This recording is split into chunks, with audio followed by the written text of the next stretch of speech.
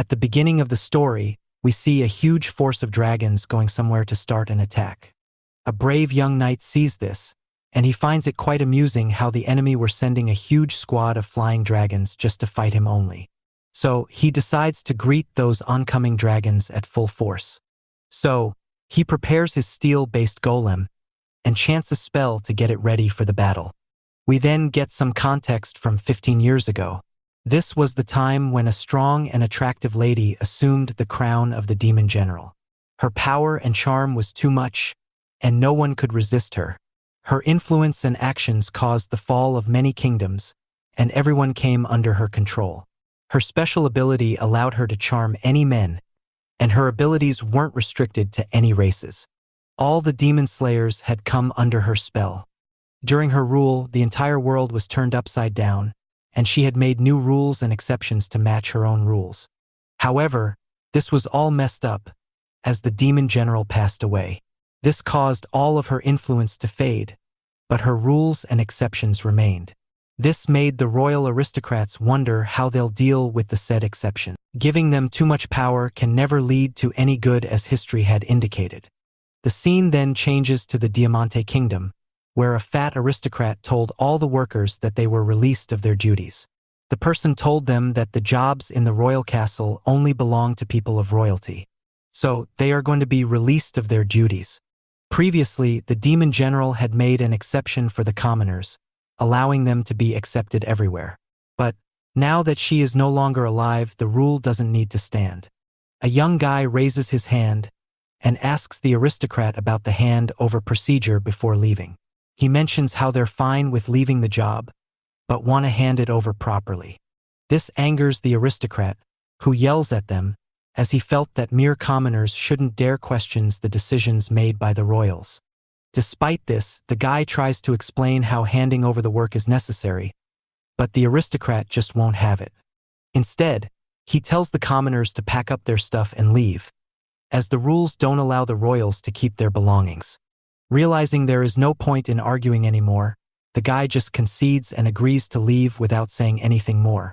The aristocrat also goes off, citing he has some important business to attend to. After he leaves, the guy mentions how it bothers him to see people who think they can change the world with their actions alone. Anyway, he decides to move on. With a slight snap of his fingers, he ends up making everyone else in the room disappear.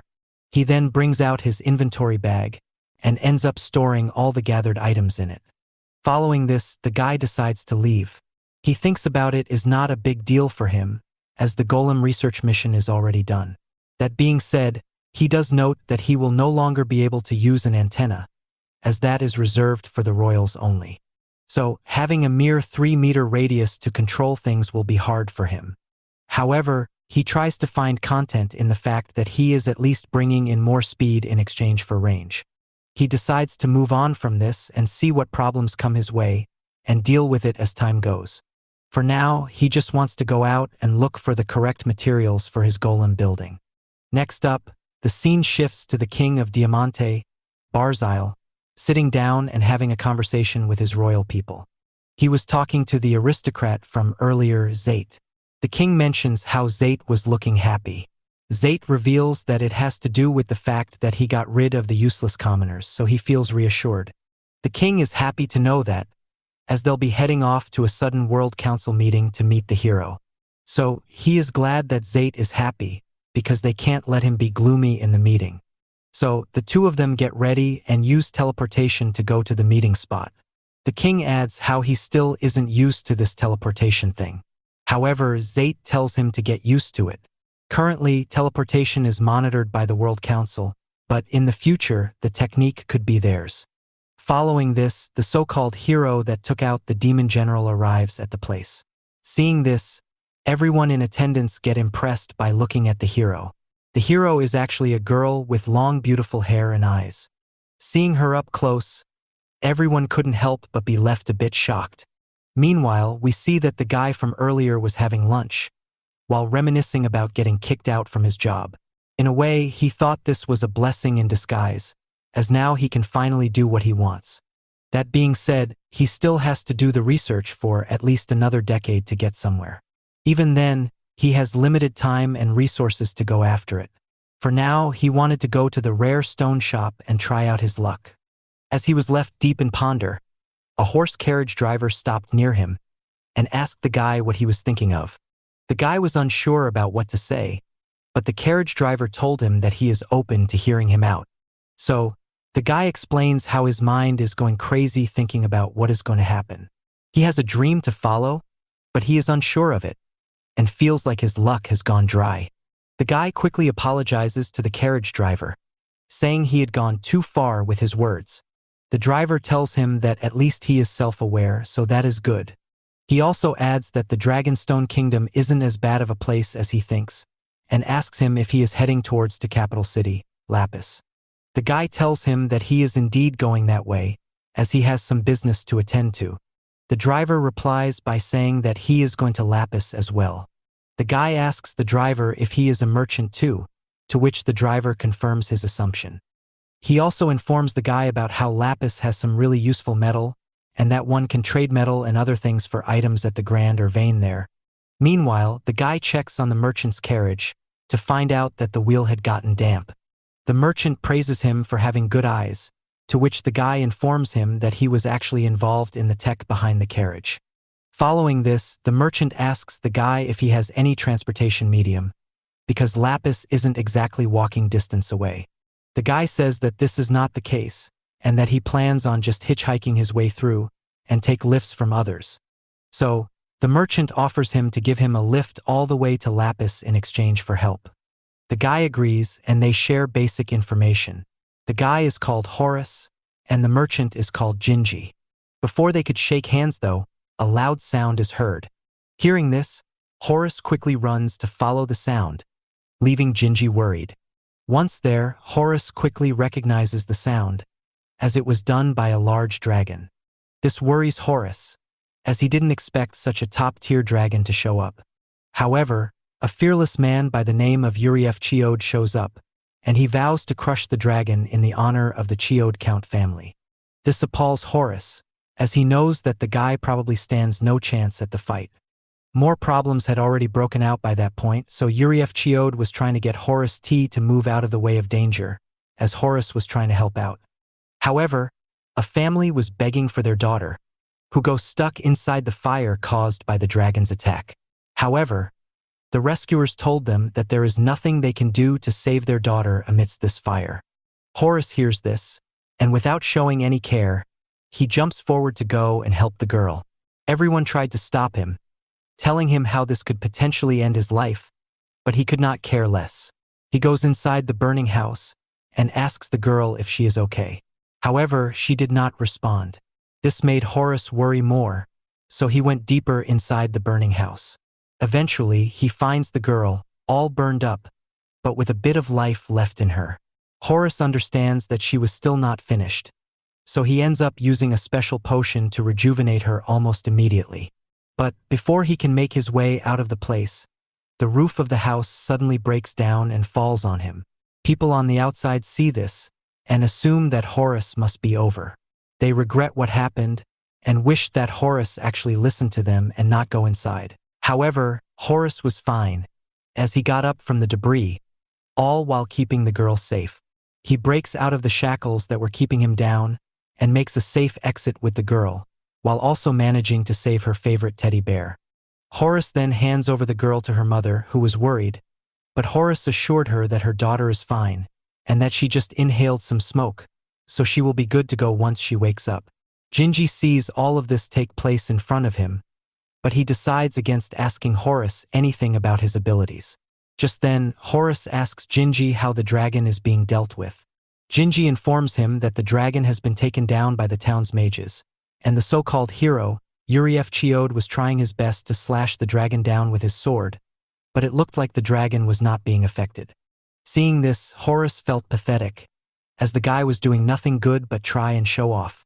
Gingy asks Horace how he feels about this, to which he says that he does not see anything good coming out of this, something that Gingy agrees with. A few moments later, the dragon wakes up and growls at Urief Chiode, scaring him. The dragon subsequently attacks the man, sending him flying. Gingy feels like that was quite satisfying, but Horus felt that it was quite bad. The dragon once again came back and was about to launch an attack on the townsfolk. This is when Horus, who was not in the mood, engages the dragon. He wanted to finish it off quickly, and told the dragon that he has no personal feelings against it, but it will be bad if he does nothing. So he uses his sword to slash down the dragon and finish it. Because of this, smoke fills up the area, and a plethora of gold coins appear out of nowhere. Horus doesn't pick it up though, leaving it for the family who got their house burned by the dragon to fix their house. Later, as Gingy and Horus started traveling again, Gingy asks Horus why he had not picked up the gold coins. Horus told him that carrying such a heavy amount of coins would be troublesome for both him and Gingy, and he does not want that. Gingy likes his considerable nature, but tells him to not be so nice. He also mentions how he thinks that Horus had left that money for repairment of the damages caused by the dragon. Horus says that he did do that, but judging from the inside of the house, he could tell that it was not just a single mother running the family, and that there was a father around too. That being said, he does think that it still must be devastating to get your house burnt to crisp. Gingy agrees. Gingy then says that he will directly head to the destination without taking any detours. Horus has no objection to that.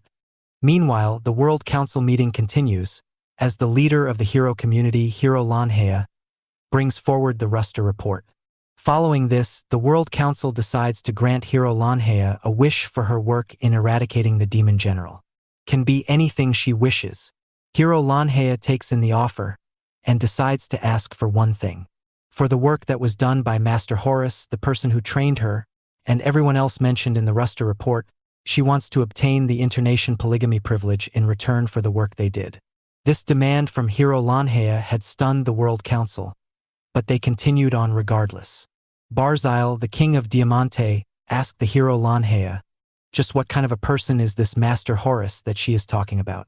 She elaborates that Horus, despite being a commoner, is one hell of a man, who is the strongest golem master in this world. She learned from a letter sent by him a week back that Horus is working in the royal castle of the Diamante kingdom. This rings a bell for Zate, who wonders if Horus was one of the commoners who he ended up firing earlier. Hero Lanhea then confirms it by declaring to everyone that her master was fired by the Diamante kingdom. Barzile, the king, was pissed off at Zate for firing the hero's master, but Zate explained how he had no idea about Horus being among the commoners. Following this, Lanhea mentions how she only got to know about this because the master sent her a letter a week back. Other than that, the master is very secretive, and they know almost nothing about him. She also adds how because of the demon general's influence, many kingdoms adopted a rule to give commoners equal rights and jobs. They thought having commoners among them could help them fight the demon general's influence. However, she thinks that the Diamante kingdom has simply forgotten about that. Following this, Lanhea thinks that they don't require the polygamy privilege, because her master is heading somewhere else. Instead, they need civil rights to get access to the location. So, she turns her attention to Princess Lucia of the Dragonstone Kingdom, who was filling in for her sick father. She asked her to grant her master, Horus, and all members of the Ruster report full citizenship of the kingdom. She mentions how in order to use the rare stone market and the minerals that are in the Dragonstone Kingdom, they require full citizenship of the capital city, Lapis. This is what she wants as reward for taking out the demon general. Princess Lucia is left overwhelmed, while King Barzile was left shocked. He simply does not want to allow it. The Ruster report, despite being commoners, possess a lot of power. They defeated the demon general after all, and all of them look attractive. So he just does not want another kingdom to take them in. He just won't let it happen. However, Lanhea told him to not get so cocky. The king asks Hero Lanhea just what does she want. Hero Lanhea asks her if he does not understand that she only wants what she has asked for. However, the king told her to calm down and asked her if all she wants is minerals for the golem master, Horus. If so, the kingdom of Diamante is the greatest nation according to him. Because of their large connections and trading network, they can obtain minerals from everywhere, including the Dragonstone Kingdom. He also promises to provide all the privileges to Horus, so he asks Lanhea to reconsider. However, Lanhea says that Diamante is the greatest nation only in name. In reality, it is just a place that was formed by people who ran away from the demon general's rule. She states that a bunch of commoners like them were only able to win because of Horus' training. He is a golem master who created golem staff who can work 10 times the load of a normal person. Not only that, he can control over 500 of them at once. And the Diamante Kingdom ended up firing him. Not only that, but the kingdom are going to be in financial trouble, so there's no point in staying there. This confuses Barzile, who doesn't understand what financial trouble she is talking about. This is when Lanhea reveals that all the kingdoms have been living off of exceptions made during the Demon General's era. Those exceptions include extended repayment dates from money lenders. This also made sure the loan interests were significantly lowered, and in some cases it was one-sided monetary funding from the moneylenders. However, those days are long gone now, and money is being collected now. Lanhea then asks Barzile if he has noticed how no money lender has been bothering them. This is because the hero community who collect a lot of gold coins paid back the loan and bought the bonds for themselves. The hero community is also in the money lending business, and upon checking all documentation, they can tell for sure that the Diamante Kingdom is the kingdom most in debt. And the person who has the highest debt is Zate, whose debt can't be paid back even if he were to sell off all of his property. This makes Zate fall from his chair in shock. However, Lanhea does inform them that the loans can be paid back in installments, and the interest rate is low. So they can take their time in paying back. And besides that, she mentions that the kingdom with the lowest debt and the ones who are paying back are the Dragonstone Kingdom. After all, it was with the dragon silver sword named Tail Agartha that the hero Lanhea finally slayed the demon general. So, she just asks Barzile, the king of Diamante, if given the choice, would one go for the kingdom that is suffering from a financial crisis, or would they go for the steady and helpful one? So, Lanhea considers her request to get citizenship in Lapis to be a done deal. Princess Lucia confirms it, saying she has granted full-fledged citizenship to Lanhea and her partners, and has given them full access to the rare stone market. Lanhea is happy to get the deal done, and was on her way to the Dragonstone capital. However, before leaving, she made sure to warn everyone about not trying to mess with Princess Lucia, as she will now be loyal to the princess and won't tolerate misbehavior. Following this, Lanhea makes her way to the capital of Dragonstone, Lapis, where she anxiously waited for Horus. She subsequently finds him and gives him a big hug. She also tells him to skip over the immigration process, as she has already secured full citizenship for them. She then takes him to the mansion, which she has also secured as a part of the deal. Once there, Horus is surprised by just how big the place is, while Lanhea exclaims it to be their love nest. There, they also meet up with another partner, Tyria, the maid. She is happy to receive the master, Horus, and mentions that her, Lanhea and Horus will be living here by themselves. They take Horus to the special room they have prepared for him, just for him to create golems. Horus couldn't be happier, as the room had everything he needed. He also finds out how they had almost every rare mineral present for him to use, and wondered how much it costed. Lanhea told him not to worry, saying it was just pocket exchange. Meanwhile, someone had seemingly arrived outside the mansion, wanting to check just how strong the golem master Horus really is. We get to know that the person is Idrika, the alchemist of the Dragonstone Kingdom. She had gotten tired from all the walking, because the mansion was large. She came to test Horus because it was a direct request from Lady Lucia. She felt a bit nervous about the meeting, but quickly readied herself for the big moment. For context, we see that Lady Lucia had told Idrika to go to the hero's mansion to run an investigation. She was confused, so Lady Lucia explains how they have recently provided national citizenship to the members of the Ruster Report. However, whether those heroes can actually be trusted is a different question altogether. Idrika was not so sure about investigating them, as there are a lot of them, and investigating them all would take ages. However, Lady Lucia tells her to just investigate Golem Master Horus. She explains how the Golem Master is someone who is considered to be the mentor by the heroes, He trained them, so evaluating him should be enough. Furthermore, the Golem Master is someone who is deeply loved and admired by the great hero Lanhea, so there must definitely be something about him that makes him great. So, Idrika was sent to the mansion to investigate them. Inside the mansion, Idrika has a sit-down meeting with the Golem Master, where she invites him to the underground of the castle. It is a special magic room, where she will be able to evaluate the abilities that he possesses. Horus asks if this request was made by the government, which Idrika confirms. So he agrees to go there. Lanhea also insists on tagging along to see how things are done.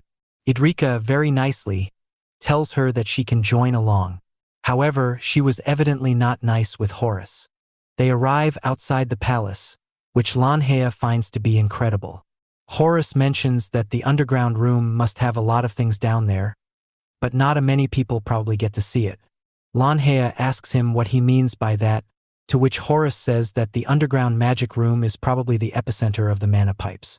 Lanhea does not understand what that means, so Horus explains that it is like a switch that turns lights on and off. However, instead of that, the pipes release mana. The machine hosts a system where if someone puts a demon coin inside, the coin is turned into energy and released into the city with the mana pipe, making day-to-day tasks easier. Lanhea learns about this and asks Idrika if she is in charge of handling all of this. Idrika says yes and mentions that Horus seems to know quite a lot about magic tools after all. She was pissed off at him and thought that being able to give an explanation about the mana pipes is no feat. She vows to not let go of his mistakes and expose his fraudulent ways to Lady Lucia. However, her look and her words come off as funny to Horus, who can't help but laugh. This angers Idrika, so Horus explains how he finds her words funny and childish. They end up entering the secret room, where Idrika decides to show Horus around, but vows to not forgive his mishaps. She then shows him the main plant of the magic power supply. Her task for him is to get the magic power supply running. She asks him if he can do that. Horus mentions how he has done similar things in the Diamante Kingdom, so it must not be an issue. However, he finds it amusing that there was only one power supply. Idrika tells him to not compare them to a major kingdom, which Horus finds fair enough. Horus then asks if the magic power supply is fully turned off, to which Idrika says yes, and she finds it stupid how he did not realize this from inside his mansion. Lanhea informs Idrika that the hero's mansion has gone through a big renovation, so even if the town's magic supply is turned off, magic still flows perfectly inside the mansion. Horus states that it was done by Tiras, who had installed several systems for magic to flow inside the house properly, although it has not reached every room yet. Idrika is stunned to learn this, as Tiras only recently received control of the mansion, so for her to do all of this in close to no time is shocking. She attributes it to Tiras just being incredibly talented by herself, and she thinks of Horus as someone who likes to brag about their students to insinuate that they are strong too. However, whether he is strong or not would get proven in a matter of moments. Horus then takes out the core of the supply, which is an iron rod. Lanhea is confused, so Horus explains that by using expensive iron, they can create a core that supplies magic with a smooth flow. Idrika brings out a powder which would help clear out the upper layer of the core and reveal its normal state. However, it turns out that Horus already knows, and he ends up spraying the powder before her. The core comes out as dirty black. Idrika knows that, and tells Horus that it is his job to fix it. But before that, Idrika decides to try to fix it herself. She makes an impressive effort, but fails to make any difference. She mentions that the core used to be fully gray, but not anymore. Idrika then asks Horus to try and fix the core, but Horus suggests she do it again. Idrika refuses, as she is the one giving orders, and she won't be doing things according to him. However, Horus and Lanhea request her to do it, so she agrees to do it again. As she gets ready to do it, Horus arrives from behind her and touches one side of the core over her hand. The power he sends through her hand made that particular much whiter compared to the one he didn't touch. This made Lanhea and Horus laugh out loud. Idrika understand what just happened. While Idrika could not believe what just happened, she asked Horus how he managed to do it, because she has never seen it get this white. Horus decides to teach her and walk her through the process. He tells her that the most important thing about this is to provide stable magic to it, instead of trying too hard.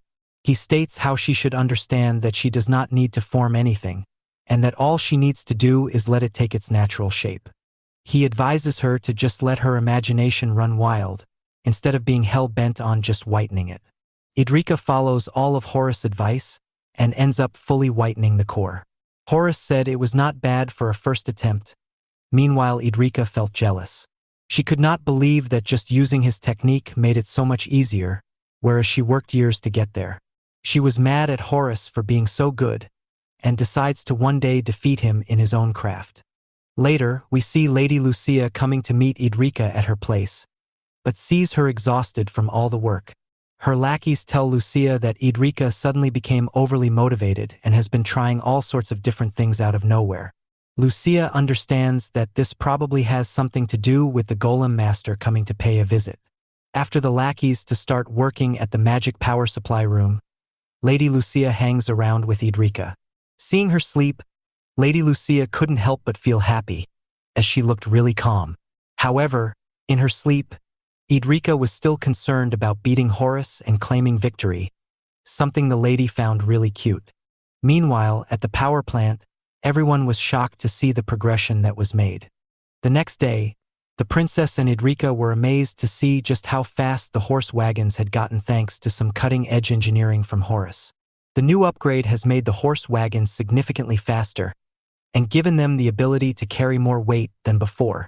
This is essential for them, as now they can carry out more stuff from the capital Lapis to other smaller cities and towns. Idrika praises Horace for his work, as this was by no means an easy task. Horace was unaffected as usual because he knows that this was an important thing for the nation, and that if they do not work hard, they will not make any progress.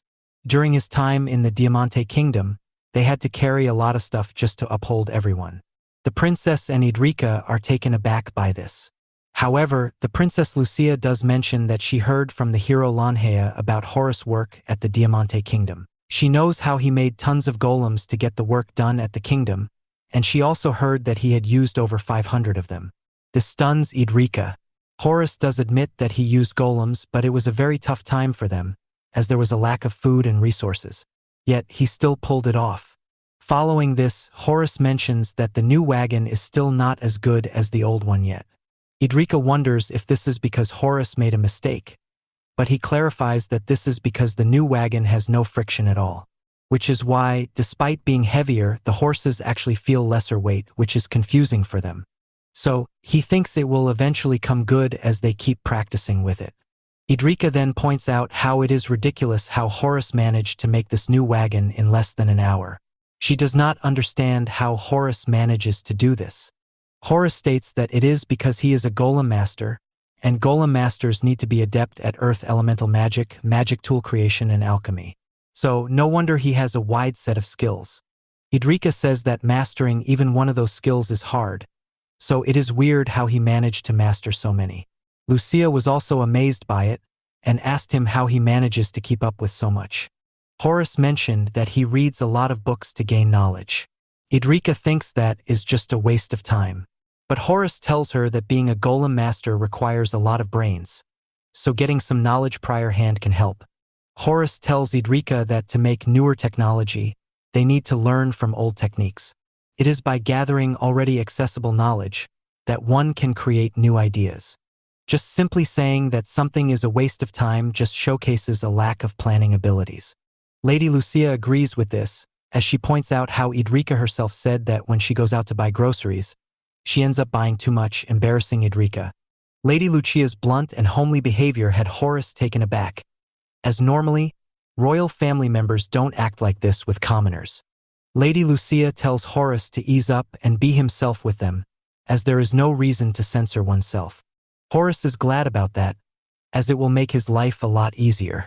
Despite this, Horace feels awkward. He cannot pinpoint the exact reason why he feels this way, but something felt off. Idrika understood his situation and told him that it is probably the culture of the Dragonstone Kingdom. In their kingdom, discrimination is non-existent. People of royal and noble background live along with commoners like it is normal. Even at school, Kids from both royal and merchant backgrounds go to school with kids of commoners. This is done so the people of privileged backgrounds can relate to the struggles of those who are not so privileged. In other countries, royals and nobles go to school together, different from commoners, which makes them think that their way of life is the normal way of life. However, in Dragonstone, kids know how people from humble backgrounds live, so they can get along better. In other words, people from the Dragonstone kingdom can more or less relate to everyone, which is something that can't be said for other kingdoms. Horus fully agrees with this, as he understands what feels different in this place. Later on, Idrika asks Horus if he doesn't think that his techniques are a bit too old-fashioned. Horus gets what she means, but it is like that for a reason. After all, he follows the teachings of a man from ancient times. This is when Horus pulls out a book that he carries from the said man. Idrika and Lady Lucia are amazed by how well maintained the old book was. Horus says that the book was from a century ago and covers the journey of his idol and his various findings as a golem master. Idrika, naturally curious, wanted to see the book for herself to know about the man Horus looks up to. However, Horus refuses to let her touch it, as he cannot let it get damaged. Idrika gets mad and asks him just what he thinks of her as. However, Horus explains that the book contains the secret of how once upon a time, 5 people usurped the world. He says that the book talks about how those people can be defeated and that one needs to be a golem master for it. Idrika learns about this and jokingly asks if Horus became a golem master to save the world like in the book. However, Horus is serious and that is why he did it. Idrika is shocked to know this and states that the 5 people are from thousands of years ago, so they're probably not alive anymore. However, Horus doesn't want to go into more details about it and decides to keep quiet. He then says that he will be moving on from there as his work was done. However, before leaving, he tells Idrika that if she wants to get strong, she must find something that she is passionate about. There are tons of things that people do in this world, so she should look into that and explore things to decide her passion for herself. After all, magic can be an incredible thing. Idrika gets fired up learning about this and decides to go explore things when she is free. Lady Lucia is also excited about it. As Horus starts leaving, Idrika tells him that he can feel free to ask for her help when it comes to the axle bearings of the horse cart. Meanwhile, the scene shifts to the Grand Or of Kinsekai. It is one of the biggest dungeon. The entrance to the dungeon is connected to the Dragonstone's capital, Lapis. Monsters defeated in this dungeon usually leave high rewards for the slayers. Inside the dungeon, we see a bunch of adventurers buzzing around for a chance to get successful. A particular man, Geodor of the House of the Emidade family of the Diamante Kingdom, is annoyed by this. He doesn't like the lively atmosphere. His henchmen tell him that the adventurers came here not because they're excited about the loot, but because they want to see the holy sword that Geodor possesses. The henchmen ask him to show his sword to them. This boosts Geodor's ego, who laughs and states that it is not easy to get a glimpse of the legendary holy sword. Just then, he hears some other henchmen talk about the hero Lanhea being present in the dungeon. They are excited about her presence and mention how this might be the biggest haul ever. After all, the hero herself was here in person. Even though rumors stated that she was actually there to train with her master and not for the loot. Overtaken by jealousy, Geodor goes over to the guys and grabs one of them by the collar. He angrily yells at them and tells them that they should not talk of any commoner in his presence. Discussion about a commoner holds no value to someone like him. Following this, Geodor asks the adventurer about where the hero went. A girl tells him about her location, and Geodor decides to head there to show everyone something interesting by humbling the hero. Meanwhile, the hero Lanhea and the golem master Horus were seen getting ready for a friendly duel, with many people watching their fight. Because of the big crowd they gathered, Lanhea apologizes to Horus, saying she had no idea that this many people would appear. Horus told her it is okay, as he allowed everyone to stay and watch the duel. This surprises Lanhea, as previously Horus was opposed to appearing in public. Horus explains that it was because of the demon general, who had an ability to gain total control over men. So, it would have been an issue if the demon general took over him. Lanhea understands his point and then gets ready to start the battle. As the two of them get ready to fight, Geodor steps in out of nowhere. He came forward and asked Horus if he is the master of the hero, because he finds this hilarious. Horus' fighting stance came off as very amateurish to him. So, he points out that if a man like him trained the hero, then the hero isn't any good herself. The hero Lanhea tells Horus to ignore the guy and not respond to him. The crowd in attendance also agree and start throwing trash at Geodor for interrupting the fight. They had come to see the hero train after all.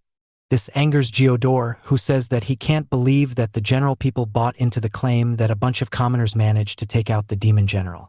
He claims that it is simply not true. However, Lanhea and Horus simply ignored him and started their duel. Lanhea attacked suddenly, but Horus blocked her regardless, impressing Lanhea as usual. Horus then asks Lanhea about Geodor and what problem he exactly has. Lanhea says that he is just a spoiled brat who can't accept the fact that a commoner managed to defeat the demon general. This pisses off Geodor, who doesn't like being called a spoiled brat. He once again loudly declares that there is simply no way for commoners to defeat the demon general. They just got lucky that the demon general went into hiding, and so they came forward and claimed they beat it. He then gets ready to attack, as he states that he will be showing them the true strength of Geodor Emidade. However, as he rushes forward to attack, Horus does nothing but simply glare back at him and tells him to get out of his way. The sheer power of the glare sends Geodor flying back miles and hitting a wall. This shocks everyone, as Geodor's henchmen attend to him. Horus then goes on to explain that he simply concentrated mana on his eyes before glaring at Geodor. The air has mana in it too, so when the air felt the glare, it got scared and moved away. The sheer pressure of the mana was so strong that it sent Geodor flying back. Horus goes on to mock Geodor, saying that someone like him doesn't even need to be beaten with swordsmanship or magic. Just the air is enough to beat him. Geodor gets taken away, as everyone finally understood the power of Horus. After all, he is the master of the hero. Meanwhile, the hero Lanhea looked at this in awe. Normally, when someone's aura changes drastically, a color comes out to represent their change. However, Horus was transparent, meaning this wasn't even a drastic change for him. Horus had just defeated a trained swordsman, who had the holy sword with him. Impressed, Lanhea praises the golem master. Meanwhile, Horus mentions how Tiras calls his eyes the equivalent of a cannon, and he thinks that she isn't wrong about that. Following this, Lanhea gets ready to start her duel with Horus properly. Both of them get into fight mode, activating their aura and all. Lanhea decides to charge in at full steam with her wooden sword, but Horus' aura is too strong to penetrate. Horus riles her up, saying that after so much training, if she isn't even able to penetrate his base aura, then training more is useless for her. However, Lanhea isn't a spring chicken either, so she forces on and manages to break through the aura barrier. However, her attack doesn't even bother Horus. He catches her sword with his mere fingertips and calls the blow light. He says that it's the same problem that he told her earlier. Just because she defeated the demon general doesn't warrant her to be complacent. There are still plenty of places for them to go and fight at. Even after such a monumental event, if she's still not able to carry herself, then it is not going well for her. Frustrated, Lanhea says that Horus has gotten stronger, and that it is unfair for him to engage her now that he is probably 100 times stronger. Horus agrees and pushes her away. Subsequently, he asks her to come at him again, so that they can do it properly this time.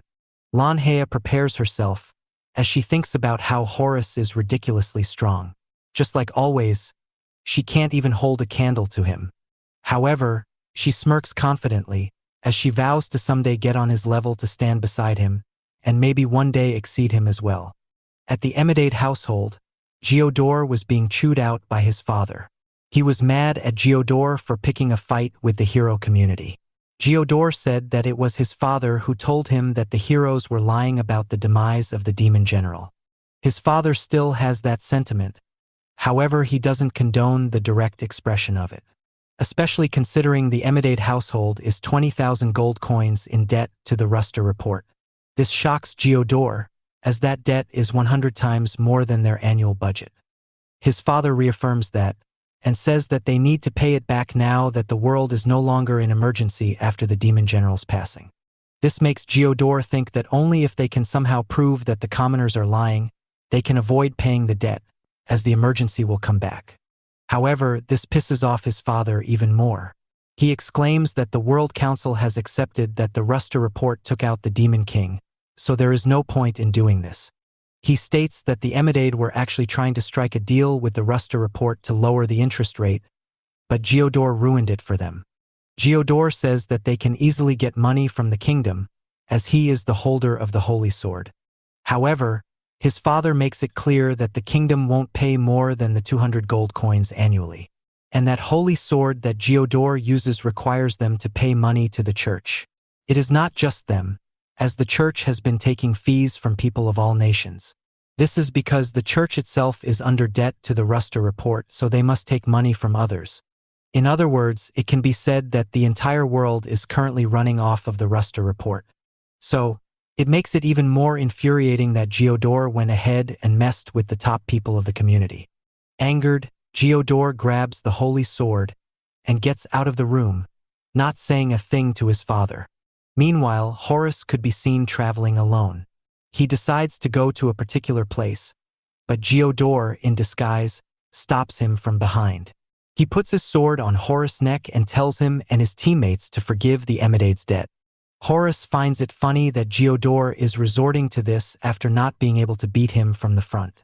Geodor is shocked, as he didn't expect Horus to recognize him, and questions him how he managed to recognize him. Horus pointed out how this is thanks to the very distinct smell that comes from the Holy Sword.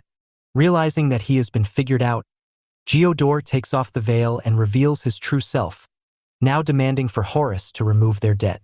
He says it as an order rather than a threat.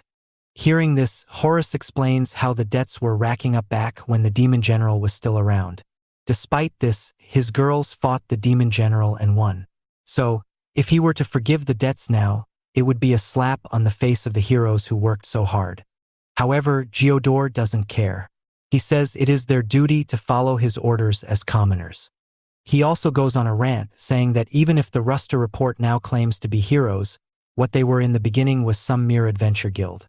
And money is not paid to adventurers who come back unalive. So, it is their fault for coming back alive from the war. Horus tells Geodor to stop. The guy refuses to stop, and this causes all hell to break out. Geodor freezes on the spot, failing to move at all. He is shocked by this, so Horus explains that it is the same case as what happened in the dungeon. Mana is stored in a place different from the body, and it can be stopped by Horus if he wants to. Not to mention, the sword has its own special mana, which can only be used against the top mana users in the world against Horus, not someone like Geodor.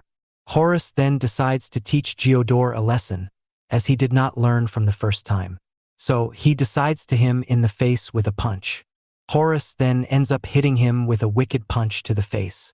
Lanhea quickly rushes out to inform Horus about the presence of the Holy Sword, but sees that Horus already took care of the matter. Tiras tells her to calm down, as Horus can take care of himself. Just then, a bunch of people come over to give fruits and bake sweets to Horus and Co as gifts.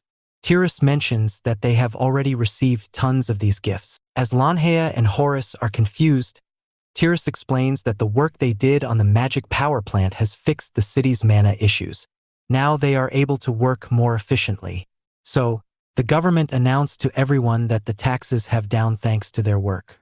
So, people from all walks of lives are coming forward to bring gifts for Horus and company. Lanhea wonders if the government took advantage of the influx of money coming into the country.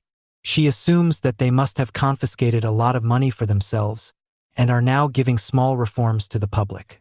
However, Tiras clarifies that the Dragonstone Kingdom maintains a level of transparency, so corruption is not an issue. A while later, Lanhea mentions to Horus that he has become a lot more mellow compared to the past. Horus says that it has to do with the warmness within this kingdom. He is just helping this country because it coincides with his own goals, but they are thankful to him, which is something unexpected for him. Lanhea and Tiras understands that this is because of how Horus was treated in the Diamante Kingdom. No one never really thanked him for his work, so he does not expect anyone to thank him for his work here too. At the Diamante Kingdom, the king was finally realizing the importance of Horus, as various reports came in from the soldiers and nobles about a lack of magic tools and axles breaking down, stopping the food transport. This made the king realize just how much the city is in tatters. Back when Horus was still working, they did not need to worry about things such as magic tools and mana supplies. He would also handle all the fixing work, whereas currently, the noble alchemists who are working on things are not nearly as technically astute. He also had a large inventory being a golem master, which allowed them to keep spare parts for axles and stuff. However, all of that is gone now. Following this, another complaint came in. This time, it was a complaint from the general public, who were mad because their demands were not being fulfilled anymore. Previously, Horus would take care of this, but the new nobles in charge are not doing the proper work. The king tells his guard to just go and tell the people that they will instate a commoner to help them soon. After getting rid of that problem, the king was more concerned about getting the food supply transportation issue sorted, as not having enough food will be the final nail in the coffin for their kingdom's reputation. Following this, the king receives information about Geodor's attack on the hero community to get their debt forgiven. However, he got knocked out in the place. This pisses off the king, as this will cause them to have repercussions. The king asks the guy if the Ruster report has demanded something from them. The guy says that while they have not asked for anything yet, the Emidade family are 20,000 gold coin in debt to the hero community, which is a lot as their annual budget is just 200 gold coins. The king notes that he only gave the noble status to the Emidade is because of the holy sword they have in their possession. If only had they spent their annual budget to build some sort of business in the region, they would not have gotten into such a problem. However, after considering all the things, the king decides to pay off the debt from the kingdom's reserve. In return, he wants to take away all the property and belongings of the Emidade family and send them to exile at the frontier. He decides to do this based on something the Emidade did for him back in the days. It was a time when the king really needed the help, and only the Emidades came forward to help him. So, he attributes his current position to be something that would not have been possible without them. However, after paying off the debt from their behalf, a new problem arose. A noble reported to the king, saying that now an influx of sons from noble families have been seen hurling insults at the hero community. This angers the king, as he demands for a proper explanation. This is when the guy informs him that this is because the nobles have taken note of how the king paid off the debts of the Emidade and want to take advantage of it.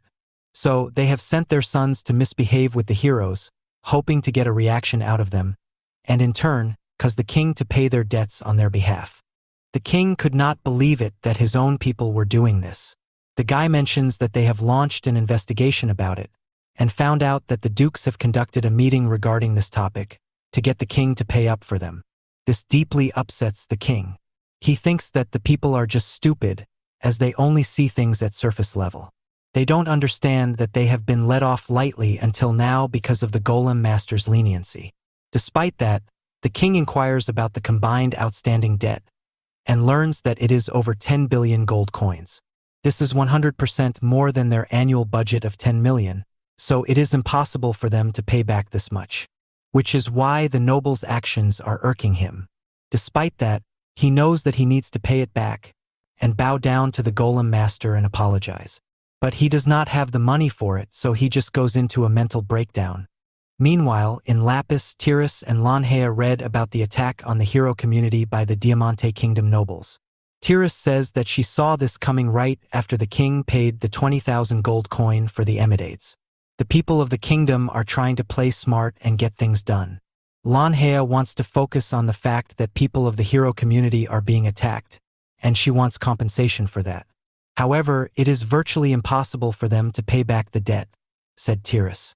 However, she suggests that they should take some asset from the kingdom to penalize them for their constant attacks. Lanhea is not quite sure about what she wants to take from them. However, upon thinking more, she thinks of getting the antenna from the Diamante Kingdom.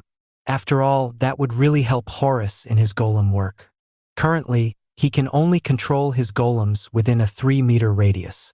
But with the antenna, he is able to control them throughout the entire capital. So, they decide to take the antenna from the Diamante Kingdom. The scene changes back to the Diamante Kingdom, where the king evaluates this to be a turning point for them. However, Reiser, one of his handy men, tells the king that he does not agree with the demands of the Ruster report. He states how handing over the antenna will prove to be beneficial for them, but there are still other things to consider. He states that he thinks that Horus must have sacrificed his range control ability to gain the ability to make better golems, which is why he needed the antenna. So, if they were to hand over the antenna to them, Horus would have no reason to ever return to the Diamante Kingdom. The king also connects dots from various books he had read to understand that Horus must have sacrificed his range to gain better control. The antenna is now essential for him, and it is plausible that he came to the kingdom in the first place because he wanted access to the antenna. The king then asks Reiser about what the common people are thinking about the demands of the Ruster report. Reiser informs him that currently the antenna is not being used by anyone, so the normal people think that handing over something useless to reap benefits should be the way to go.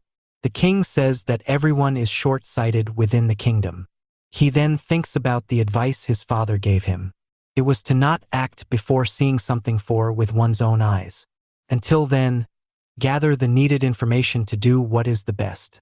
He finally understands what his father meant, so he tells Reiser to prepare the handover of the antenna. He is doing this after considering everything, even though this will defeat any purpose for Horus to return one day. After signing off the deal, the king asks Reiser if he thinks the Golem Master is mad at him for the mistreatment he suffered while working for them. Reiser thinks that the Golem Master does not care about that. After all, he is the kind of guy who let off Geodor with just a punch after the guy drew the holy sword on him, and basically threatened him with it. The king understands that, but Reiser asks him if he regrets what happened, to which the king denies it. Reiser states that he understands why Horus would leave.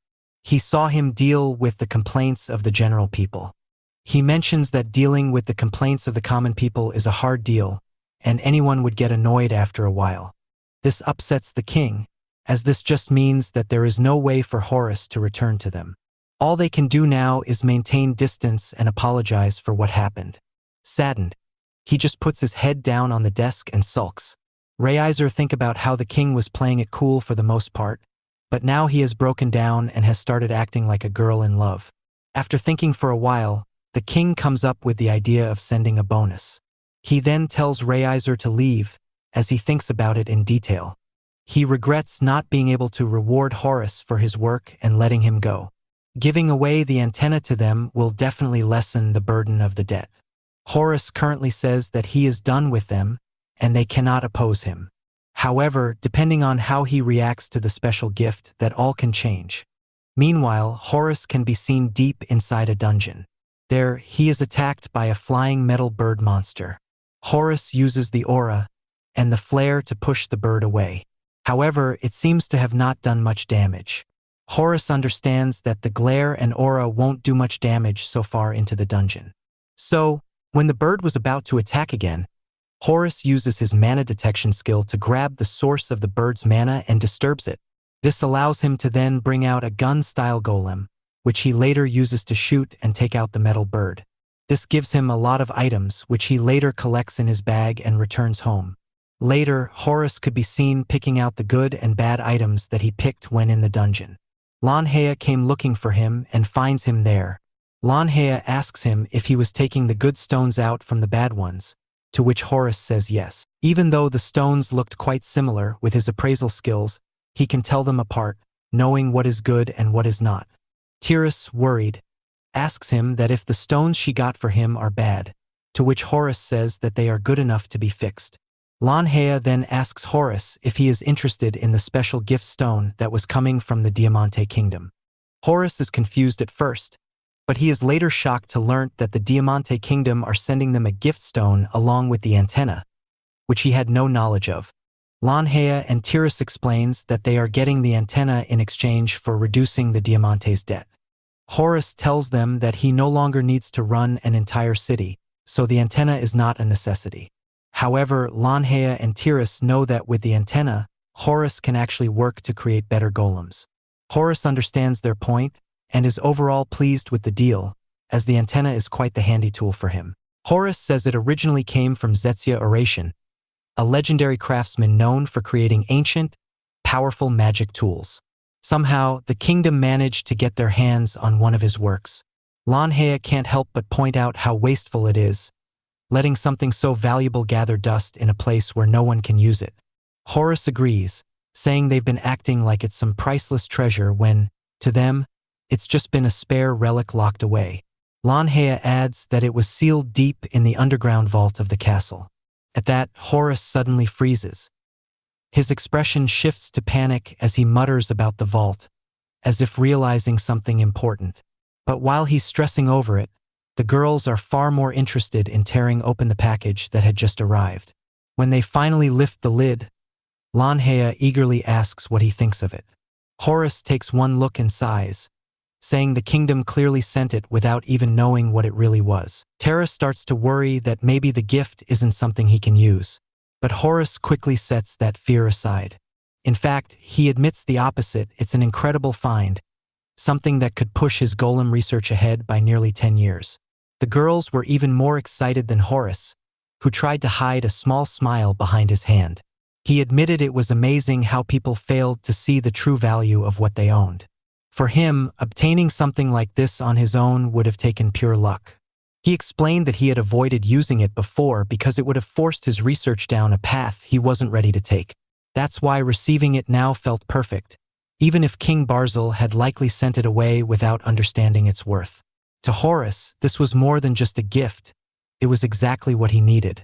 When Lanhea asked if it was really that special, Horace made it clear. Even if the Demon King had been defeated, even if the world praised his achievements, even if the kingdom had begged him to stay at the castle alongside the hero while showering him with rewards, he still would have bowed countless times to the king just for this one item. That was how priceless it was. Terrace, hearing those words, grew uneasy. She wondered if their master was actually thinking about returning to the castle. But Horace shook that thought away. He said there was no chance. His opinion of the kingdom's people hadn't changed. And besides, working at the castle would have only kept him from reaching the Grand Orin.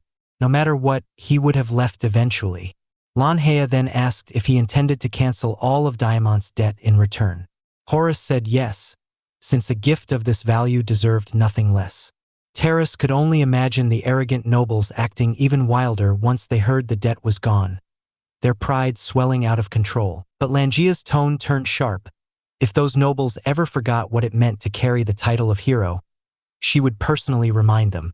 Horace quickly caught on that the girls weren't just celebrating the gift. They were already planning to spread the news about the debt being erased, not out of kindness, but to bait the nobles into lowering their guard. Once the arrogance spilled over, they could make an example out of them. When Lanhea asked if stirring up the nobles would be a problem, she added that she had learned the trick from her master himself. Horace had no comeback for that, knowing she was right. Meanwhile, back in Diamant, King Barzil received official confirmation that the kingdom's massive debt had been completely cleared. The news left him stunned, and then, overwhelmed, he actually broke down in tears. Not long after, trouble started brewing outside the hero's mansion.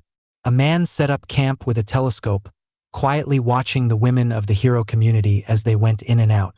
Word spread quickly. These were the same women who had helped clean up the last of the chaos after the Demon King's fall. Soon, curious kids ran over to peek through the other side of the telescope, but guards rushed in to stop them from touching it. The man, however, kept staring. He muttered to himself that the rumors about the hero community were true, and with a twisted smile, said he liked what he saw. His expression then turned even creepier as he declared his desire to make every single woman in the hero community his mistress. To top it off, he kissed the telescope with his oversized lips, his behavior disturbing everyone around. Inside the mansion, Horace and Lanhea were busy reviewing the nobles' recent movements when a report came in.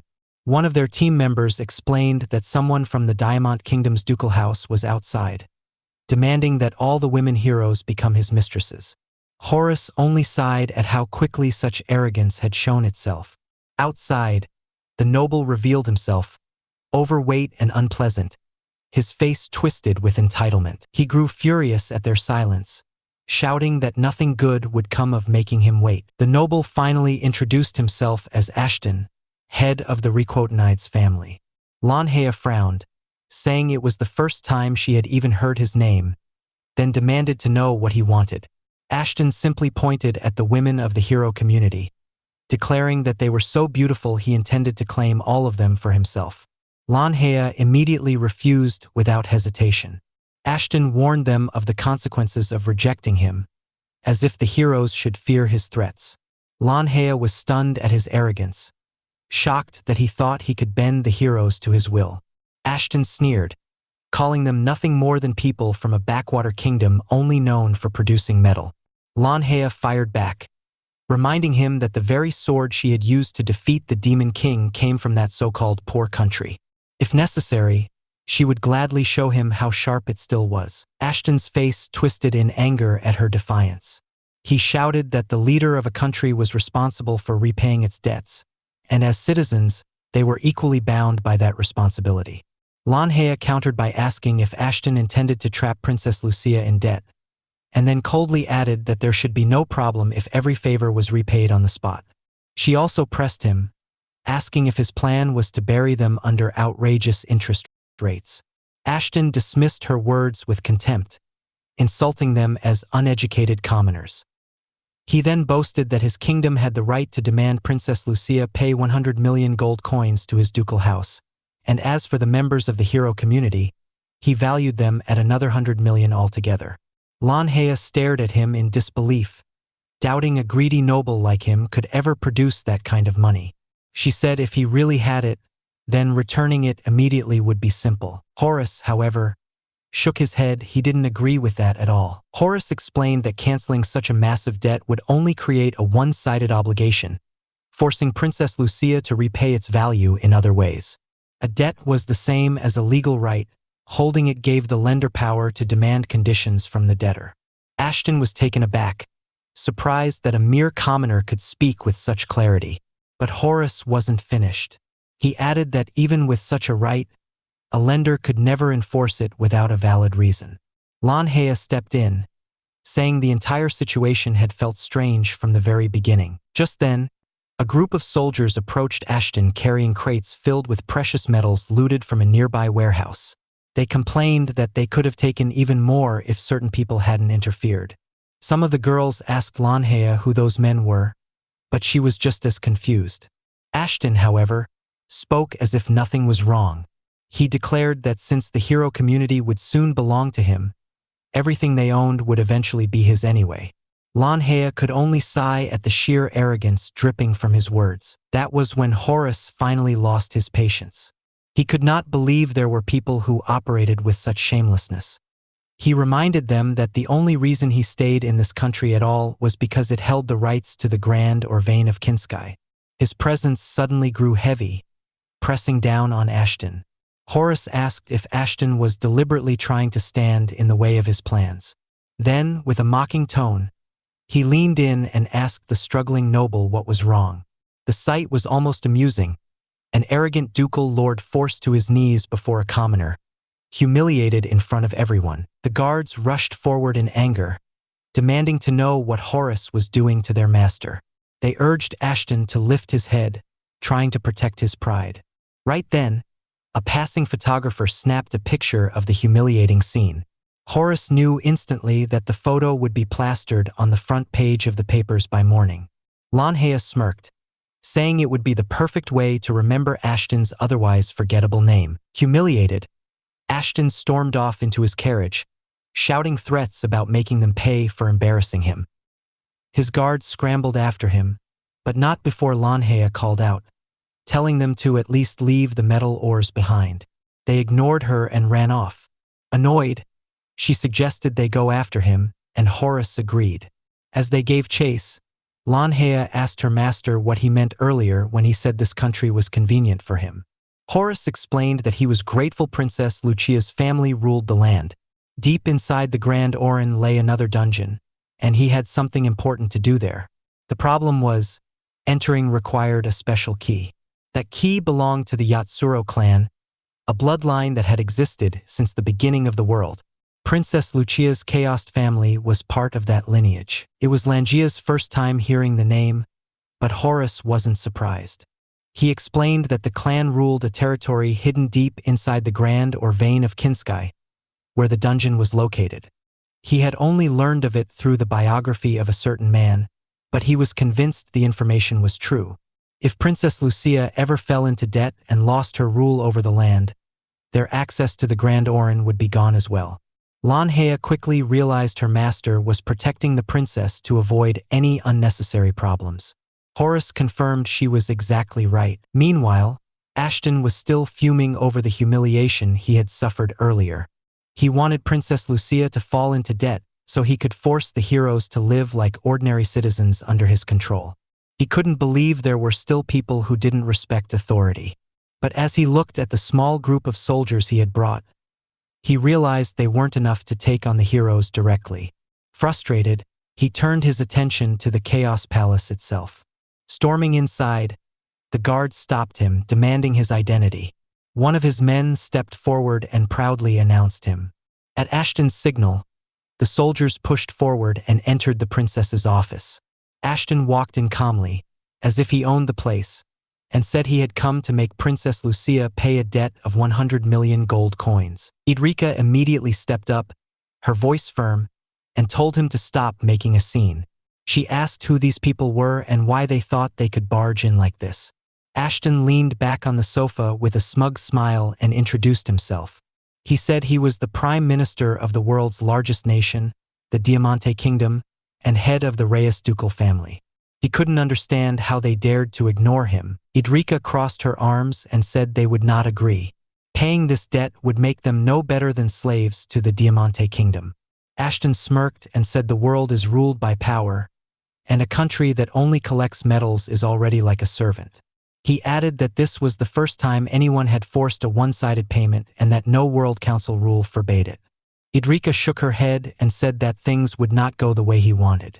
Princess Lucia watched quietly, her eyes following every move as Ashton's frustration grew.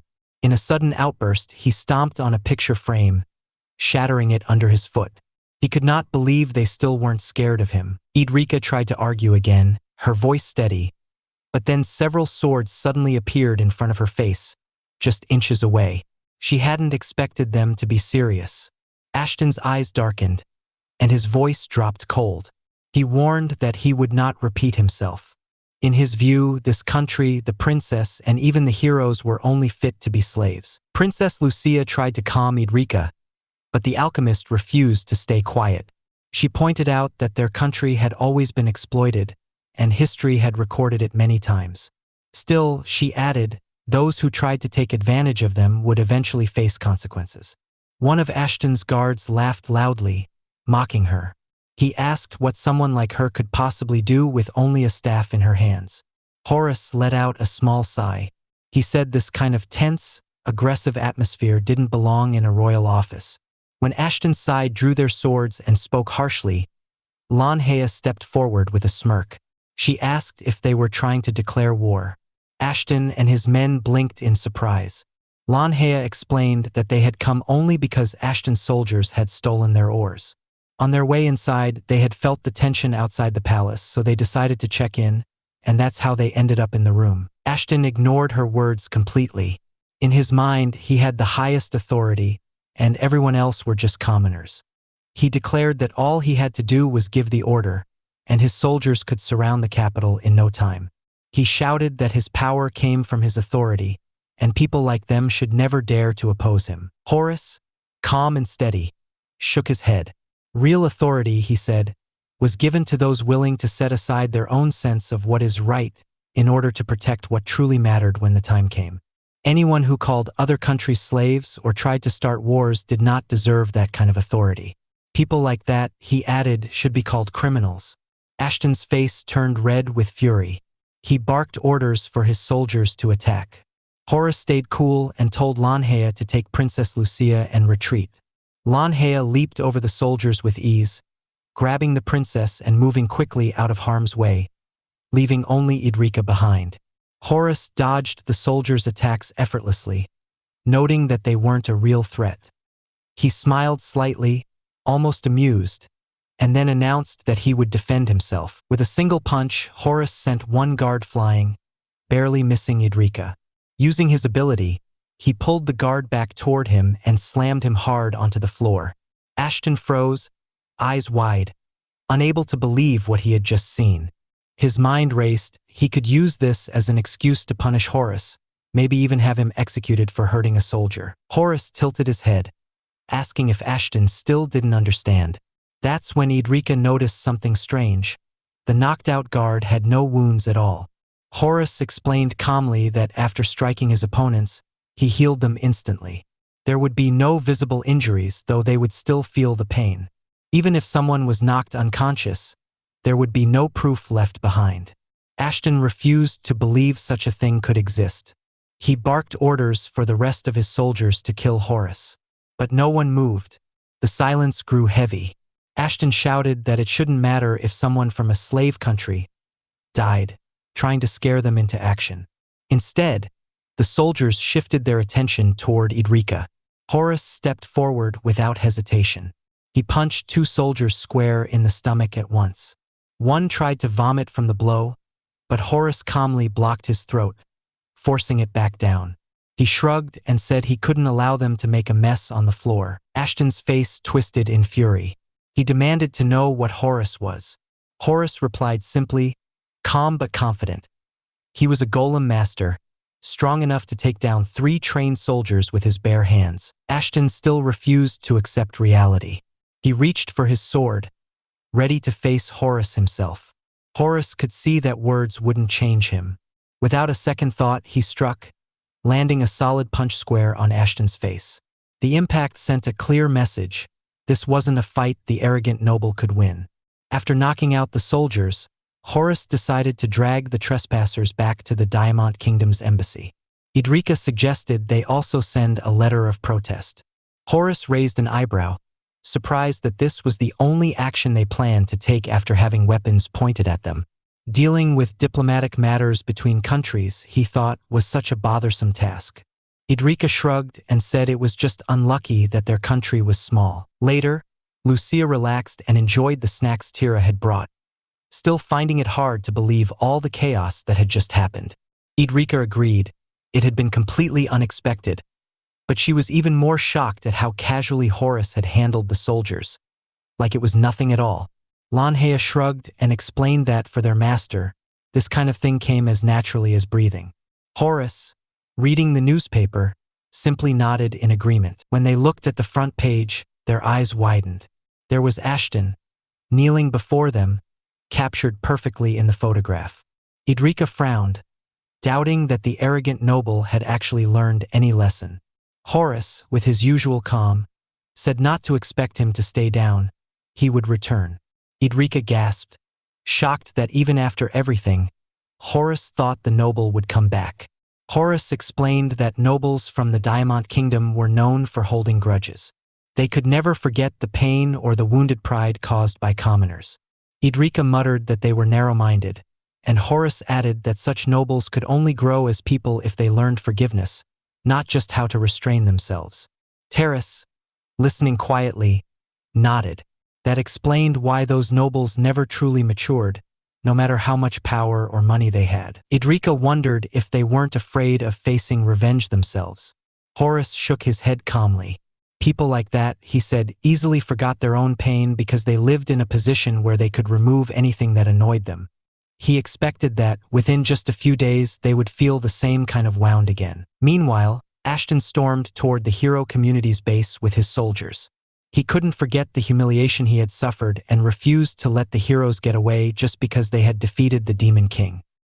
He ordered his men to capture all the girls and bring them before him, promising them a share of the reward. In his mind, even a hero would be powerless if attacked while asleep. Suddenly, all of Ashton's soldiers dropped to their knees. Confused, Ashton looked around, but the realization hit him quickly when he felt the crushing pressure pressing down on him. Lanhea stepped forward, her eyes cold and sharp. She said she had dealt with many fools in the past. She even regretted not letting the Demon King survive long enough to invade the capital. She remembered how the men once controlled by the Demon King had shown absolute loyalty, and that loyalty didn't disappear even after its death. That's why she believed men like these were better off eliminated. Without hesitation, Lanhea grabbed Ashton by the neck. Her voice was low, deadly serious. She told him she didn't care about his thoughts or about who was right or wrong. If he ever tried to stand in her way again, she would make an example out of him. Ashton's face went pale as the weight of her words and her presence hit him. For the first time, he felt powerless. Lanhea glared at Ashton one last time and ordered him to leave her sight immediately. For now, she would let him walk away with all his limbs intact. But that didn't mean he was off the hook. Before he could retreat, she warned him sharply that she would call for an urgent World Council meeting, and he needed to be ready for it. Meanwhile, Razor rushed to King Barzil with troubling news. Ashton's ducal house had officially declared that Princess Lucia's Dragonstone Kingdom was nothing more than a servant state of the Diamond Kingdom. On top of that, Ashton and his private army had attacked the Ruster Reports base, but had ended up losing badly. Razor also handed the king a letter from the hero herself. King Barzil hesitated, fear clear on his face. He even cried out that he didn't want to read it. The envelope had a warning written on the outside, which made him even more nervous. Razor urged him to open it, and after a long pause, the king finally gave in. To his surprise, the hero's words were far more thoughtful than he expected. He had assumed she would demand that he take responsibility for Ashton's reckless actions, but she didn't. Instead, she was calling for a special World Council meeting. Lanhea, the hero herself, would personally host it and instructed that anyone who had a problem with her should be invited. King Barzil realized immediately that her plan was to confront all her critics at once. Since this was a World Council meeting, she probably wanted as many countries as possible to attend. Razor nodded, adding that there were indeed a few people who constantly picked fights with the hero. Many of them were high-status individuals who believed they were the ones destined to defeat the Demon King. Yet none of them had actually done anything against him, and most hadn't even tried. In truth, King Barzil had never really seen anyone seriously fight the Demon King, except for the heroes themselves. Everyone else had failed or only tried halfway. But here was Lanhea, a 17-year-old girl, taking on huge challenges without any fear. The letter she sent made it very clear. She didn't care whose rules or ideas were right or wrong. She didn't care if the nobles had done bad things in the past. Their history, pride, or excuses didn't matter. She only cared about fixing the problem and facing it head-on. The king was shocked. How could someone so young, barely out of her teens, be more mature than him? Even as a ruler, he sometimes struggled to make the right choices. Yet Lanhea acted with confidence and wisdom far beyond her age. Still, he reminded himself that people only grew stronger when they learned forgiveness. You had to let go of grudges, even against those who had hurt you, to truly become better. He thought about the history of the World Council. Long ago, religious leaders had taken too much control over the world. They made all the rules and decisions, and people depended on God too much instead of thinking for themselves. Humanity had learned from that mistake. People realized they could stand on their own without relying only on religion or divine guidance. That's why religious leaders were never invited to council meetings. Decisions had to be made by humans who understood the world themselves. Razor added his thoughts. He believed this upcoming World Council meeting was part of Langia's plan to show everyone who she really was as a hero. King Barzil could already imagine it. Lanhea standing tall in the middle of the room, calm and confident, while the nobles, adventurers, and other powerful people realized just how strong she was. The Divine Blood adventurers, members of religious nations, bloodline nations, and adventurer groups, were very proud and arrogant, but even they would feel nervous in front of Lanhea. The nobles who had caused her problems before, who trusted only their wealth and status, would see that their tricks and schemes meant nothing. Langia's words and actions were always precise. She knew how to teach a lesson without unnecessary violence. But King Barzil knew the meeting would still be chaotic. Some people would panic, some would argue, and some would secretly try to plan against her, but none could stop her. Every person belonged to at least one of these three powerful groups, religious nations, bloodline nations, or adventurer organizations. King Barzil and Razor knew this meeting would bring all of them together, which meant the tension and egos in the room would be huge. But right in the middle of it all would be Lanhea, calm and confident, handling everything perfectly like someone who had faced even worse challenges. King Barzil took a deep breath. He knew this meeting would change many things. Lanhea wasn't just showing power, she was sending a message. She was proving that true strength wasn't about money or titles. It was about courage, intelligence, and standing up against injustice. The king and Razor understood that after Lanhea acted, nothing in the World Council would ever be the same. King Barzil wondered if the Hero's Master would attend the World Council meeting. Razor was sure that Horus would come. After all, it was his students' achievements that were being downplayed, and as their master, he should at least show his face. Barzil agreed with that thought. The king also wondered if it was truly possible for someone to lose faith in the world they lived in. Razor reminded him to think about their own country, the place Horus had left behind. She was sure the Chaos and Dragonstone Kingdom was now much safer. The people there no longer worried about lands they considered unimportant. Still, Barzil remembered that some people firmly believed the strong had a duty to protect the weak. He thought about Langia's words in her letter and realized that her master's powers were not meant only for protection. They were about guidance and influence too. Both the king and Razor recalled the shameless complaints from commoners about the space they were given in the palace. The nobles had been granted authority and responsibility to protect others, yet their priorities were often selfish or misplaced. Barzil doubted even Razor would want to protect people like that without question. Since Razor stayed silent, the king continued. He said that even if someone did protect these people, they rarely received any thanks. Rewarding someone for their achievements, he explained, was just a way to assess effort, not a true recognition of value. There was far too little gratitude for the hero who had defeated the Demon King. Barzil clarified that he wasn't asking anyone to give the hero complete loyalty, but he insisted that unless everyone remembered the hero's role in saving the world, the worth of the very world itself would slowly diminish. He emphasized that the upcoming gathering, the World Council meeting, was extremely important. It wasn't just another political event. It was a moment to show respect, measure true strength, and make sure people understood the value of the hero who had protected them all. The hero herself, Lanhea, had told everyone to invite anyone who had problems with her.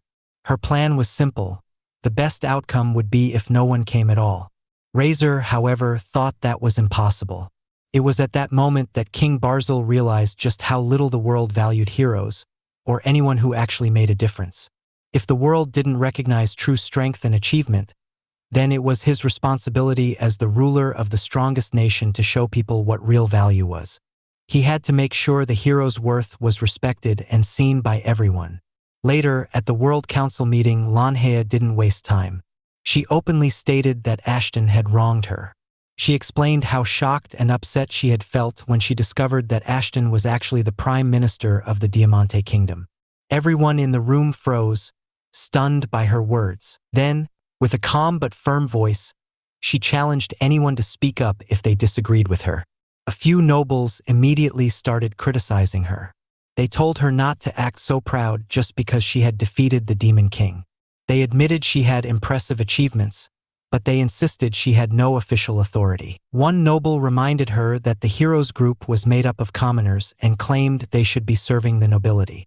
He argued that the group should use the power they had used to save the world to strengthen relationships with the upper class, instead of acting on their own. Some nobles even suggested that the Golem Master leading the heroes was just playing with dolls and hiding some secret.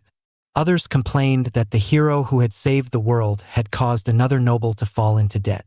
They disapproved of the heroes moving to a small country, saying it was inappropriate. And a few even went so far as to declare that Lanhea should marry the crown prince of the greatest country in the world, as if that would somehow make everything right. The nobles didn't stop. They kept pushing their own selfish goals, trying to protect the pride of their class no matter what. Langia's patience snapped. She called them selfish, and with the power her master had given her, she made sure they understood just how serious she was. The room went quiet. She was furious, not just because they insulted the country she lived in by calling it a land of slaves, but also because they had dared to invade her mansion and threaten the girls in her group. She had hoped for a fair and strong rebuttal from the council, something to address the wrongs done to her and her people. But the answer she got was disappointing. No apology, no recognition, nothing. She stood tall and declared that the power her master had entrusted to her had saved the world by defeating the Demon King. Then she pointed a sharp question at the nobles. Had they done anything to help? Her answer left no doubt. They had done nothing at all.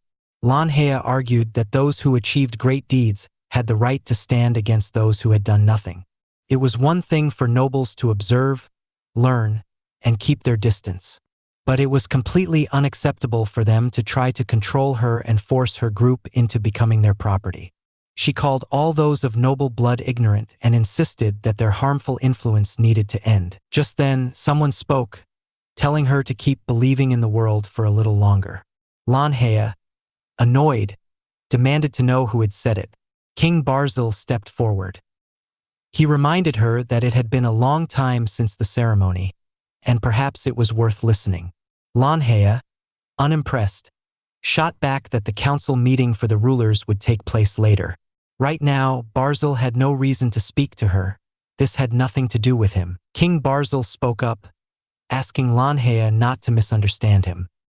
He explained that he had also come to the meeting with a complaint of his own. He said it had been a missed opportunity for the hero to invite only those who had problems with her. He made it clear he wasn't there to agree with the noble's complaints, but to share his own thoughts and perspective. Lanhea looked at him, silent for a moment, and then told him to go ahead and speak. The king began talking about Hero Lanhea, the members of the Ruster Report, and their mentor, Horus, who had guided them all. He thanked them sincerely for defeating the Demon King and saving the world. The sight of a world leader bowing before a teenage girl stunned everyone in the room. Even Lanhea herself couldn't hide her surprise. Barzil continued bowing as he spoke, reminding everyone about the rewards the World Council had already given to the hero community for their heroic efforts. But then he added that something important had been forgotten. Lanhea, quick to understand, guessed it was gratitude. Barzil nodded. The tense atmosphere in the room began to fade, and the other council members finally relaxed and could move again. Lanhea spoke, saying that she wasn't petty enough to refuse acknowledging someone else's personal growth, but she still wanted to know why he was only thanking them now, after so much time had passed. Barzil admitted she had every right to ask that question. He explained that he knew how people had looked down on the title of hero, how much disrespect they had shown, and how easy it would have been for Lanhea to lose faith in the world, even though she had saved it. He wanted to show her that there was still a reason to believe. Then he paused and said that the pressure Lanhea had used before, the same power she had displayed to control the room, was truly fearsome. To demonstrate, he focused and released the same kind of pressure, asking her if it felt the same. Everyone in the room, except for Lanhea, was forced to the ground again under the king's pressure. It was overwhelming, but with a single swing of her arm, Lanhea easily canceled it out, showing just how strong she was. Barzil laughed, admitting that he had thought he could win by using the pressure without proper training. Still, he couldn't believe how quickly he had been defeated. He even felt a little disappointed in himself. Lanhea glanced around and remarked that Barzil wasn't the type to act this way. The king explained that his country had many undeniable truths and pressures that had forced him to act differently from his usual self. He said he had wanted to meet the master named Horus because he had something to apologize for. At that moment, Horus appeared. He explained that he had no choice but to show himself since his name had been mentioned. For King Barzil, this was the first time meeting Horus in person, even though Horus had once served under him. Barzil started by apologizing for making Horus work in the castle for so long without giving him anything in return. Horus looked at the king for a moment, then told him to raise his head. He explained that the antenna he had received from the kingdom was more than enough as a reward. He liked it so much that it made all the years he had worked for the Diamond Kingdom feel completely worth it. Barzil nodded and said there was no longer any debt between them. Since Horus preferred to stay in the Dragonstone Kingdom rather than return to his own, the king had no problem with it. Then he asked if that answer satisfied Horus. Horus admitted that he had actually expected the king to ask him to return to the castle, so this outcome was better than he thought. Barzil explained that he had already given up on asking Horus to return to the castle. Instead, he promised to make his kingdom stronger through his own efforts, relying on his leadership rather than trying to control others. Then, he formally addressed Horus as the hero's master and asked him to show his pressure. He said that actions spoke louder than words, and seeing it for himself would make everything easier to understand. Horus realized that the king had read the same book he had, so he agreed. When Horus released his pressure, it hit immediately. The king let out a heavy breath, showing just how intense it was. Barzil had not expected it to feel so strong, and Horus was surprised the king had managed to stay standing at all. The king even admitted he was more surprised than anyone else. Turning to Lanhea, Barzil agreed with her that the world was being run by incompetent and foolish rulers. But he reminded her that the world she had saved still held great possibilities. Even people with strong bloodlines still had the potential to do great things. He asked her to keep her faith in the world, just for a little longer. Lanhea stayed silent for a moment, thinking it over. Then she clapped her hands and admitted that this was her loss. She confessed that she had truly felt like giving up on the world, but the king had proven her wrong. Now she saw a true ruler standing before her. She explained that the title of hero was given to someone after accomplishing great deeds, but a ruler's authority came from their very existence and presence. She promised never to forget the words of gratitude King Barzil had given her for defeating the Demon King. Barzil looked pleased at her response. Then he excused himself, saying he needed to decide which dungeon to throw the arrogant nobles into as punishment. Horus offered to share a list of possible locations, and the king thanked him, asking him to send it to his castle. After the meeting with the hero and the king, the nobles gathered in secret for a private discussion. They were furious and complaining nonstop. One of them couldn't believe it. How could the king treat the hero as his equal while he, a marquis of the same kingdom, was facing punishment?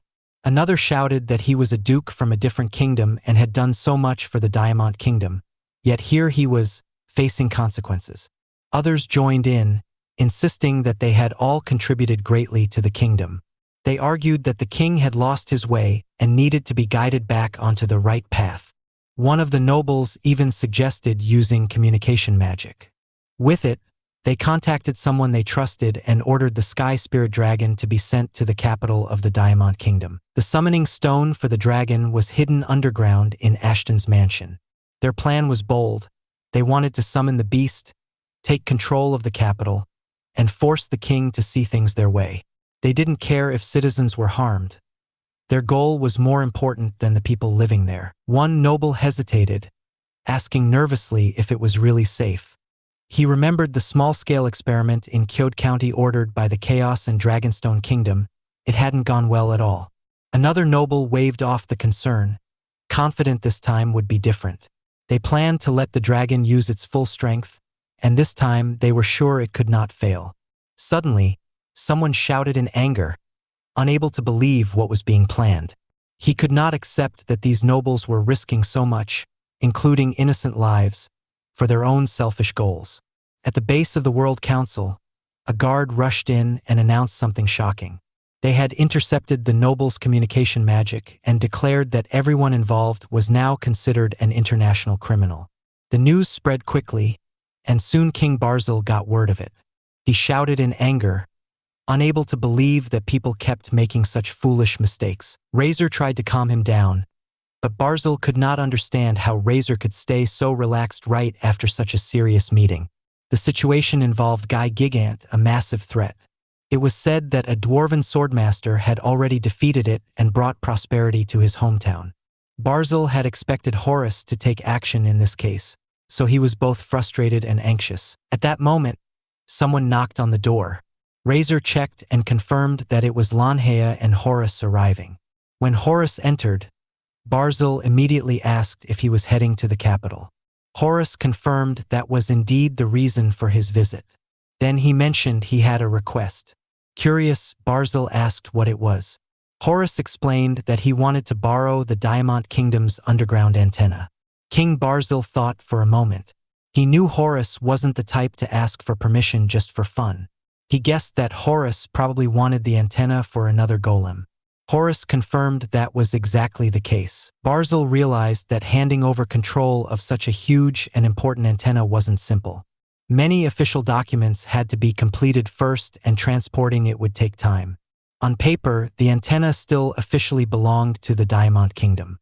Barzil was surprised by how much Horus already knew about the process. Horus reminded him that he had worked in the castle for many years, so it made sense that he would understand all the rules and procedures. Barzil smiled and agreed to Horus' request. He offered his hand and told Horus that he could use the antenna as much as he needed. He even apologized if his hand was still a little sweaty from earlier events. Horus didn't mind and shook the king's hand firmly. The king then offered teleportation magic to help Horus reach the capital faster if needed. Horus politely refused, explaining that the documents would still take time to process, so he would travel on his own. With that, he left. Barzil turned to Lanhea and asked if she wasn't going to accompany him. He had expected her to watch her master in action, seeing firsthand what a true hero could do. Lanhea shook her head. She said it wouldn't help her, because her way of seeing battles was very different from her master's. Meanwhile, somewhere in the Diamond Kingdom, the summoning stone pulsed with intense magical energy. The power built and built until suddenly, something massive appeared in the middle of the kingdom's capital, ready to cause chaos. The citizens of the capital looked up and froze in terror. High above them, a massive black dragon hovered, its presence so powerful that the air itself seemed to shake. People screamed and ran in every direction, desperate to escape as the dragon prepared to unleash its deadly breath attack. Through the chaos, a lone man stepped forward, carrying a giant sword that gleamed in the sunlight. He pushed through the panicking crowd, ready to face the dragon. As the dragon's breath surged toward the city, the man swung his sword, releasing a sharp aura slash that cut through the attack before it could hit anyone. He could hardly believe his role in all this. His only job was to stall the dragon until the hero's master arrived. It frustrated him to no end. Most members of the hero community had already been sent off to other countries and would not be coming back anytime soon. On top of that, nobody had even called for an S-ranked adventurer, even though the SS-ranked heroes were missing entirely. This meant he couldn't even take his long-awaited promotion exam. Grumbling to himself, he mocked how the A-ranked Deed of Twilight was apparently considered strong enough to be used as bait. Despite his annoyance, he kept swinging at the dragon, taunting it as he went. But then he realized something terrifying. His powerful slashes barely scratched the dragon. Its black scales were thick and unyielding, and every attack bounced off like hitting solid stone. The man's confident smirk disappeared, replaced by a grim understanding. This was no ordinary dragon. This was a force of destruction he could not take lightly. This fight could easily cost him his life. The danger was intense, and even the bravest would hesitate. After some time, Horus finally arrived, flying in on a sleek aircraft. Thanks to the king's evacuation orders, the area was safer than he expected, and most of the citizens had already cleared out. Horus quickly noticed that only Deed of Twilight was still fighting the dragon. The adventurer had managed to hold it back for an entire hour, but it had taken a serious toll on his arms. Horus didn't waste a moment. He jumped into the fight and shouted for the dragon to focus on him instead. Deed of Twilight froze in surprise when he saw Horus carrying an enormous firearm. He realized instantly that this man was the hero's master. Before he could even react, Horus fired at him, not to harm, but to heal. To the adventurer's shock, his arms were fully restored, even repairing his torn sleeves and gauntlets. He flexed his hands, checking carefully, and confirmed that everything worked perfectly again. Seeing that Deed of Twilight was now unharmed, the adventurer decided to slip away quietly, knowing his part was done. Horus, meanwhile, explained that he had rushed to the capital at full speed and admitted he wasn't entirely feeling well either. Without delay, he stored his aircraft using storage magic and turned his full attention to the massive dragon. He readied the same huge gun and fired at the beast. The dragon barely flinched and charged straight at him, knocking him off balance midair. It followed with a powerful tail strike, but Horus moved with incredible speed, dodging it effortlessly. Then he landed a powerful body blow on the dragon. The punch was so strong that the dragon's eyes nearly popped out of its head, and the force sent the massive creature flying all the way toward the mountains. Horus muttered to himself that he had set the bone golem to stable mode. That kept its magic power balanced, but it also lowered its combat strength more than he had expected. To make his gun-type golem stronger, he needed the bone golem inside his body to give him extra power. On top of that, he had to improve its calculation ability, which would decide how well he could control it. For now, keeping it in stable mode was the safest choice. He realized that reading about something and actually using it in battle were two completely different things. Theory was one thing, but the real fight demanded quick thinking and precision. While Horus was deep in thought, the dragon on the ground let out a massive breath attack. Without even moving much, Horus casually blocked it and smirked, saying the dragon was unlucky. The beast looked stunned and speechless, as if it hadn't expected anyone to handle its attacks so easily. Horus explained out loud that every dragon breath attack was filled with magic power, and magic always wanted stability. If he could convince the attack that becoming air was more stable than staying as a concentrated breath, he could neutralize it with just a single touch. He added that only someone who truly understood magic, someone with deep knowledge of its nature, could pull off such a trick. Then he warned the dragon not to underestimate humans. The dragon, furious, tried another breath attack. This one was stronger than the last, and Horus noticed immediately. He dodged it smoothly, realizing that while the dragon didn't understand his words, it had figured out his touch was the problem. The dragon had learned to make its attack more stable, trying to prevent Horus from altering it again. Horus grinned slightly, realizing the fight had turned into a game of wits. It wasn't just raw strength now. Both sides had to think, adjust, and outsmart each other. Horus shook his head, finding the dragon's stubbornness a bit too much trouble. He decided it was easier to calm the beast than keep dodging. With one quick punch, he struck the breath attack before it even left the dragon's mouth. The explosion made the dragon roar in pain, and Horus groaned, complaining that the noise was unbearable. The dragon didn't give up. It slashed at him with its massive claws, managing to push him back a little. Even though it stayed on the ground, it settled into a fighting stance, ready to continue. Horus muttered to himself that something big was about to happen. Before he could finish his thought, the dragon suddenly appeared behind him, swiping with its claws. Horus rolled just in time, realizing that this beast could teleport short distances. The dragon then launched a barrage of fireballs, forcing Horus to dodge rapidly. Just when he thought he had a moment to breathe, the dragon reappeared above him and smashed him hard with its tail. Horus flew through the air, but he quickly conjured a barrier, softening his fall so he could keep fighting. Irritation flickered in his eyes as he watched the dragon turn away, preparing another breath attack aimed straight for the capital. He couldn't call it cowardice, it was a smart move to gain an advantage. Horus gritted his teeth and got ready to intercept. He admitted that the weapon he was about to use wasn't his absolute strongest, maybe fourth or fifth best. But it didn't matter. He had to test it now. The breath attack hit him head-on, but when the smoke cleared, Horus was completely unharmed. He smirked, saying the creation, called Deus Ex Machina, wasn't finished yet, but this was the perfect chance to see what it could do. In this situation, the dragon's strength didn't scare him. Victory was already in his hands. Summoning a gleaming sword, Horus charged at the dragon. The creature lashed its tail at him in a counterattack, but Horus swung cleanly, slicing the tail off. The dragon screamed in pain, leaving a trail of smoke and fire behind as it reeled from the strike. Horus let out a quiet laugh and admitted that he had added the bonus the king had given him, though he didn't expect it to work this well. The bone golem's power relied heavily on calculation ability, so he had to switch his cub's function from expanding range to boosting calculations.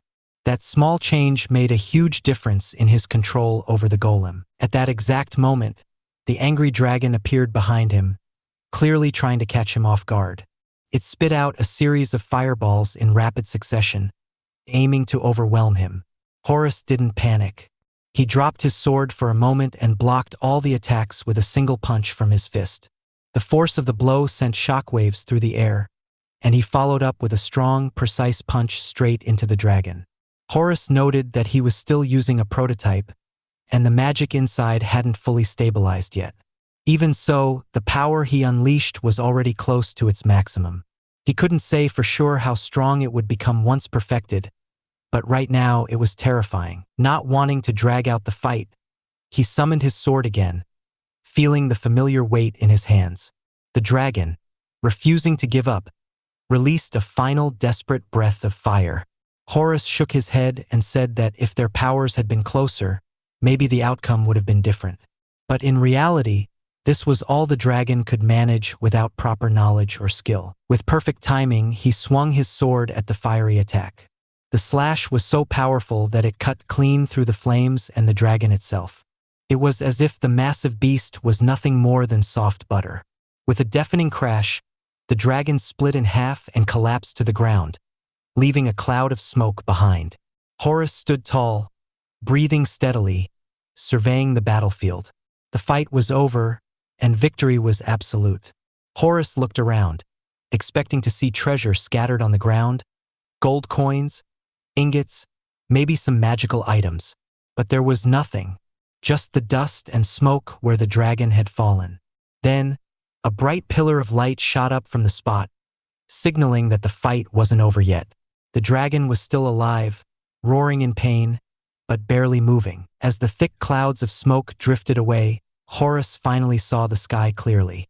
More dragons had appeared, soaring through the air with terrifying energy.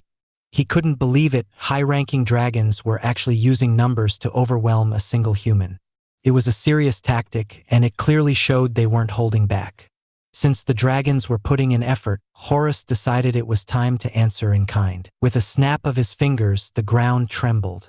A powerful cyclone spun up from the earth, twisting the clouds above. From beneath the ground, a massive golem slowly emerged. This was Horus's creation, the Orchestrion, also known as the Barrage Iron Man. Its shoulders fired missiles, and openings in its fingertips blasted continuous shots. True to its name, it was a weapon designed to fire endlessly, raining destruction on anything that moved. The dragons didn't stand a chance. One by one, they were shot down, exploding midair from the relentless assault. But Orchestrion didn't stop there. It turned its heavy artillery toward the rest of the dragons, blasting them apart with just a few precise shots. Horus explained to himself that the Orchestrion used magical bullets that never needed reloading and had no recoil. On top of that, it could calculate the perfect path for every shot, making each attack deadly accurate. Still, Horus noticed something strange. None of the fallen dragons dropped any loot. That was unusual even for magical creatures. Deciding to change tactics, he ordered the Orchestrion to switch to paralyze mode. With a single shot, the dragons froze in midair, their wings locked. Then, they dropped to the ground helplessly. Horus stepped back, watching his creation work perfectly. The battlefield was under his control now, and the dragons had learned just how unstoppable he could be. Horus studied the battlefield carefully. He realized why the dragons weren't dropping loot. These creatures were summoned monsters, acting separately from their master. That meant nothing would really change unless he took down the main dragon itself, the real source of the chaos. Suddenly, a huge dragon appeared right in front of him. Its tail whipped forward with deadly force, but Horus stayed calm. He simply stepped to the side, letting the attack miss by inches, and remarked that such strikes were useless against him. The dragon switched tactics, swinging its claws, but Horus dodged every swipe effortlessly. He thought to himself that when a number strategy like this was used, almost all of the main body's energy went into controlling the summoned creatures. They were being directed in real time, which made them fast and dangerous, but also predictable. Soon, Horus noticed no new dragons were appearing. The main dragon had finally reached its limit. But the monster wasn't giving up. It was stopping the summons to pour all its energy into making itself stronger. The dragon roared in frustration, its massive body surging with magic power, and launched a furious claw attack. Horus calmly grabbed the claws in midair and held them with ease, then shoved the beast back with a single powerful push. The dragon realized it couldn't win and tried to escape, but Horus wasn't about to let it go. He didn't hate the dragon, but he knew he could use it to reach his goal. As the dragon made one last desperate attempt, releasing a huge, fiery breath attack, Horus met it head-on. He swung his sword, piercing straight through the dragon's body. The attack cut completely through, and the creature vanished from the sky in an instant. The adventurer who had been watching from below could hardly believe what he had just seen. Even after witnessing it with his own eyes, it was hard to accept that Horus had defeated the massive dragon all by himself. The iron golems had already been impressive, but the amount of magic Horus had used was on a completely different level. In that moment, the adventurer finally understood and fully acknowledged Horus as the true master of the hero. The arrested people were standing there in a state of total internal chaos because they simply could not process the news that the dragon was actually no longer alive. This was not just any monster. That beast was a straight-up legend for taking out famous heroes and leveling entire great nations with zero effort, so they could not wrap their heads around the fact that one lone guy fought that monster solo. It felt completely impossible to them, especially since that same dragon had trashed plenty of SS-ranked adventurers in the past who were supposed to be the absolute peak of human strength and skill. Then the guards told them to shut up and keep moving while the nobles looked like a mix of nervous and embarrassed because they were being paraded through the halls like common criminals in front of everyone. One of them started yelling about how the House of Reedy Greatest Power could be defeated so easily, which just made the whole situation feel more desperate and pathetic for the high society crowd. Subsequently, they were dragged in front of the World Council, where King Barzile looked down at them with total contempt and asked if they had finally lost faith in their little class system now that they were the ones kneeling on the ground. He told them the commoner they treated like total trash had defeated the dragon by himself and even left over 10,000 gold coins from the loot to cover city repairs, which was a fortune they could not even imagine earning fairly. Barzile added that it was only normal that no one dared to speak up in that moment. The nobles could not believe the amount, and one of them whined that a commoner would not even know what to do with that much cash anyway, which just showed how out of touch they really were. Barzile confirmed that since there were no casualties in the event, he could remove the worst dungeon from the records, but seizing the capital with monsters was still a serious crime. Following that, the sentence was officially handed down, and they were headed straight to the prison dungeon. Everyone was shocked, and the nobles who actually knew about the reputation of that place started begging to be spared because they knew it was a one-way trip to misery. For the ones who were out of the loop, Barzile explained that in the natural world monsters are part of the ecosystem, but in dungeons they appear as part of a system. Normally they drop coins and items when defeated, but the prison dungeon has a special rule designed for maximum suffering. Prisoners can hunt as much as they want, but any rewards they get vanish instantly, which is why they have no items, no escaping, and absolutely no chance to fight back. The angry nobles asked if Barzile just enjoyed seeing them suffer, and he reminded them that their actions were supposedly meant only to guide him to be a wise king. Barzile asked if the wise king they meant was someone who gave nobles eternal luxury, and the nobles eagerly agreed. They said they had inherited chosen blood and that the king was like a god, so they were the world rightful rulers. They claimed all labor deserved fair pay and ruling the people was extraordinary labor, so it was only just for them to enjoy luxury. Another king watching the scene could not believe these were the actual nobles of the Diamante Kingdom because he could not imagine such men were given power and called it complete madness. Afterwards, Barzile felt pretty embarrassed for his kingdom and asked how their twisted logic justified releasing monsters in the capital. The nobles replied that Barzile had forgotten the reason and claimed those with chosen blood held great power, yet the king had tried to punish the nobility. That was why they unleashed the monsters to remind everyone of their strength, because to them the power of a person is shown by how many lives they cause the end of. Barzile was shocked and said a wise king brings prosperity and wealth naturally grows under him. The nobles agreed but added that history shows humans repeatedly go to war and praise as heroes those who take the most lives. Then Barzile called them fools because they had forgotten something more important than their titles. They had made a mockery of the two founding principles of the World Council. The nobles looked at each other, confused, asking if such things even existed, so Barzile sighed at their ignorance. He explained that their role was to protect the people to the very end, even without praying to a god. Protecting did not mean only from monsters or hunger, but from anything that stopped them from living a full natural life. Yet the nobles only showed their power and spoke of using people's lives. Subsequently, Barzile continued with the second principle, which says that for humans who cannot think of anything greater than a god represents the ultimate limit. Humans must grow without end, so they must not call themselves gods. Which is why Barzile got angry when they called the king a god, and he started giving off intense pressure that forced them to the ground. He told them to feel shame and sentenced them to life in the prison dungeon pandemonium. The guards violently dragged them away while they cursed him, and Barzile decided to take this as a lesson for his own heart. The scene shifts to a dungeon boss room where the disciples of Horus rushed in to use it for training. The girls were unhappy with the item dropped by the boss monster and noticed the walls repair themselves quickly. Horus thought it was the perfect place to train, although he felt a little sorry for the boss. Lanhea suggested they start and attacked first with quick sword slashes while Horus dodged easily.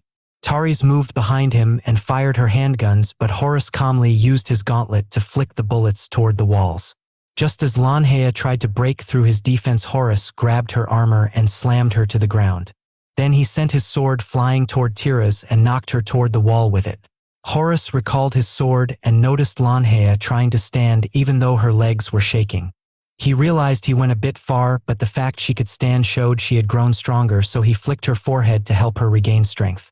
Following this, he went to Tiras and snapped his fingers to wake her up. The three of them rested, and Lanhea admitted she was not a match for her master. Horus reminded them he had trained all of them and could not afford to lose to girls a decade younger than him. Afterwards, Lanhea said it would have taken them 2 months to defeat the Sky Spirit Dragon on their own. Taris explained they wanted to test the weapon capable of overwhelming such a monster, but they could not imagine its true power since it was only 8% complete. Horus proudly said it was his masterpiece, and Lanhea realized it would become 10 times stronger once finished. The scene changes as Ellie and Lamel arrived at the dungeon. Lamel explained they had a lot to do and asked Taris for food, so Taris clapped her hands and a table appeared out of nowhere. Horus brought out cookies and black tea from his dimensional storage and explained he had a storage golem and a sweets maker golem linked in his subspace. Horus then learned Lamel had been making weapons in different places because they could not secure enough personnel in regions hit by the Demon Lord. Ellie had been handling matters related to debts and financial aid, which is why she put the regions without damage into debt, because there was no point in giving aid to those who could not provide anything in return. Then they talked about the increase in people moving around on the roads, and Ellie confirmed many adventurers were on the move. She said the country they were in was perfect for them because only the Dragonstone and Diamante kingdoms were debt-free. Both nations had many dungeons, so there was a shortage of places to earn money.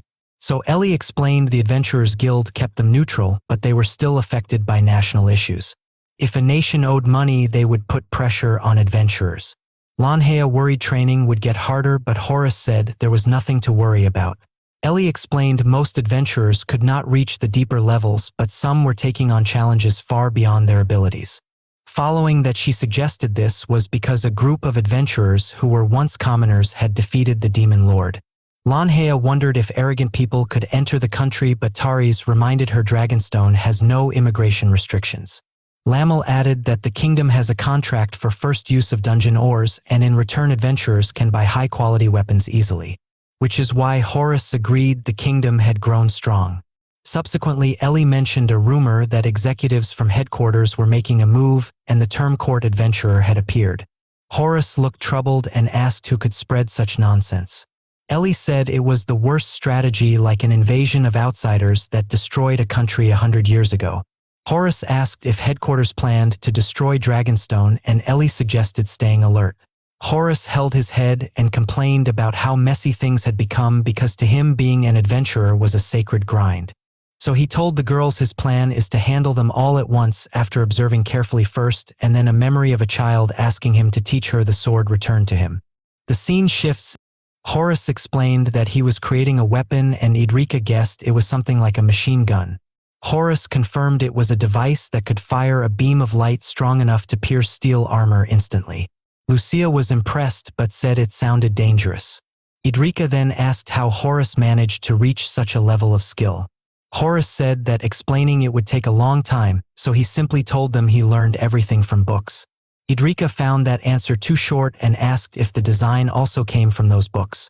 Horus shared that there had been a great summoning era about 1,800 years ago, and the idea came from survivors of that time. Following that, Lucia found a small golem that caught her attention. Horus explained it was a replica of the steel golem that once went on a rampage. Lucia started playing with it and pointed its guns toward Idrika, making shooting sounds. Horus quickly warned her that the replica could actually fire real bullets and told them to be careful. He said that even though it was only a replica, it was still powerful enough to turn a B-ranked adventurer into a beehive. Idrika became scared and begged Lucia to stop. Lucia could not believe that something so cute could be so dangerous. Lucia then placed the golem on the floor and it started walking slowly on its own. Horus explained that it was built to act as a cannon in a fixed position, so it was not designed to move fast. Idrika said it would be better if it could move faster, but Horus replied that he was used to fighting alongside his golems while handling the movement himself. Lucia then wondered if she could take the small golem home with her. Horus agreed since he did not really use it anymore and explained that he had already done all the tests he needed for it before completing the real version. Lucia asked what its name was and Horus said it was called Orchestrion. Lucia then decided to name the replica Oaken. Subsequently, the Princess Lucia complained in her office about the never-ending workload and problems. Since more adventurers were now coming to their kingdom, there were not enough places for them to stay. Idrika then showed up and was surprised to see that Oaken already had its own spot in the office. Lucia explained that Oaken was helping her with the documents for construction requests. Idrika found the job annoying and regretted not asking Horus to add an automatic writing function to the golem. Lucia, clearly annoyed, asked if Idrika came only to mess around, but Idrika replied that someone was there to see her.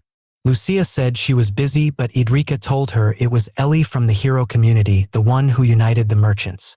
Lucia immediately stopped working and went to the guest room where Ellie waited. Lucia ran forward and threw herself into her embrace, and Ellie looked very happy. Idrika called her by the usual teasing nickname, and Ellie asked if she was jealous.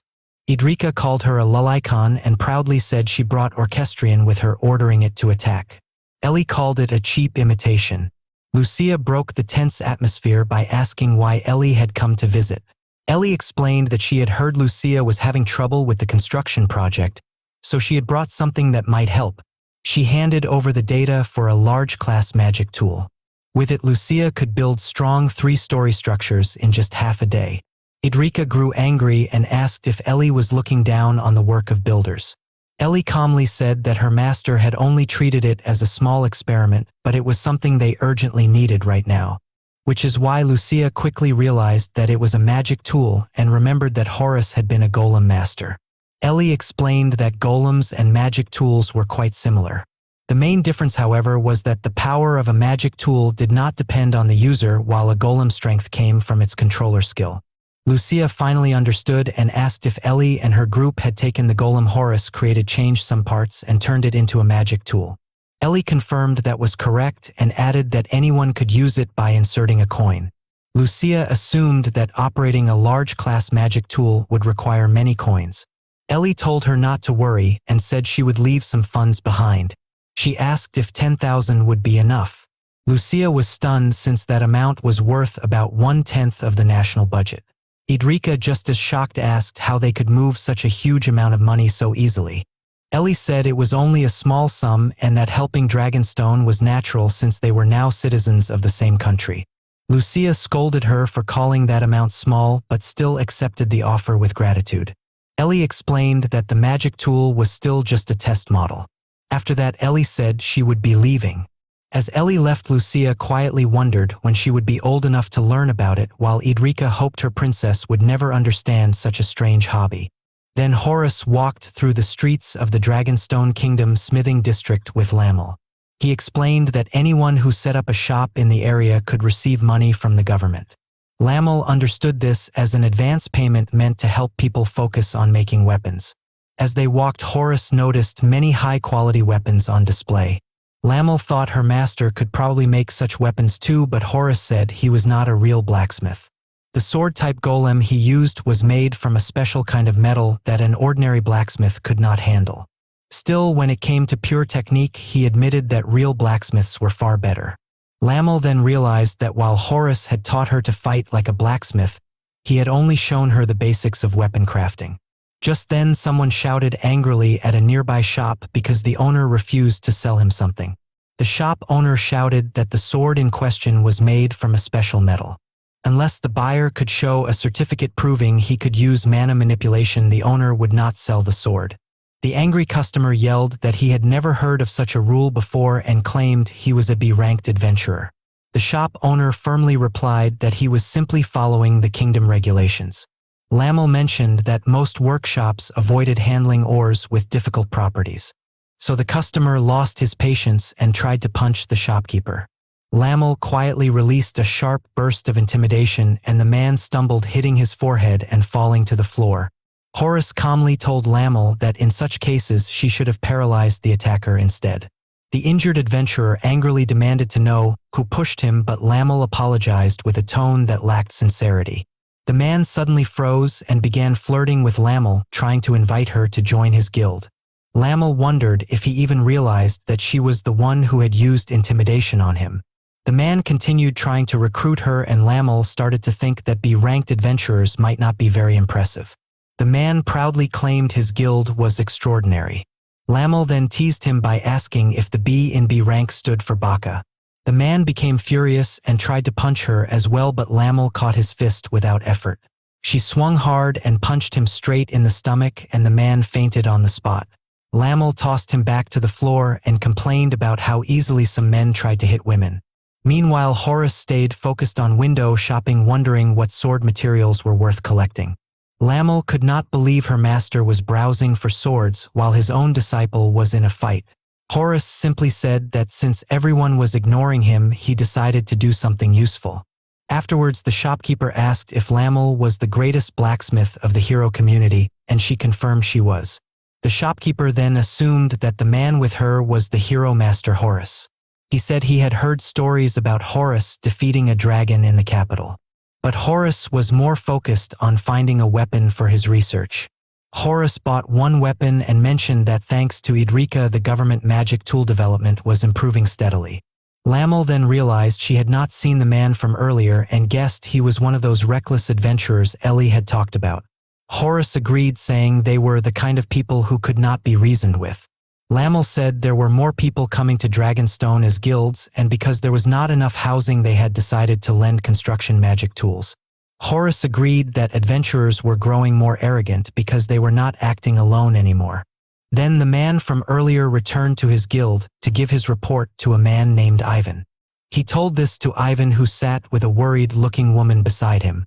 Ivan let out a sigh and realized that if the shopkeeper refused to sell weapons to the SS-ranked guild, known as the World Conquerors, it meant the shopkeeper was challenging every adventurer. The rowdy adventurer Sidel insisted that the shopkeeper was picking a fight and vowed that he would not forgive the barbaric woman he had met. He claimed he had even been nice enough to invite her to the guild, but she only made fun of him. Ivan asked what he meant by that. The adventurer said it was nothing, but Ivan easily understood that he had started a fight and ended up getting beaten. Sidel was surprised and asked how Ivan knew. Ivan warned Sidel not to pick fights with the wrong people and told him to always gather new information.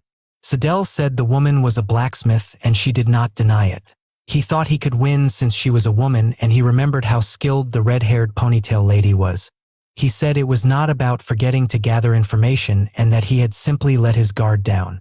Hearing the description and knowing that a B rank like Sidel had been beaten, Ivan suddenly remembered someone.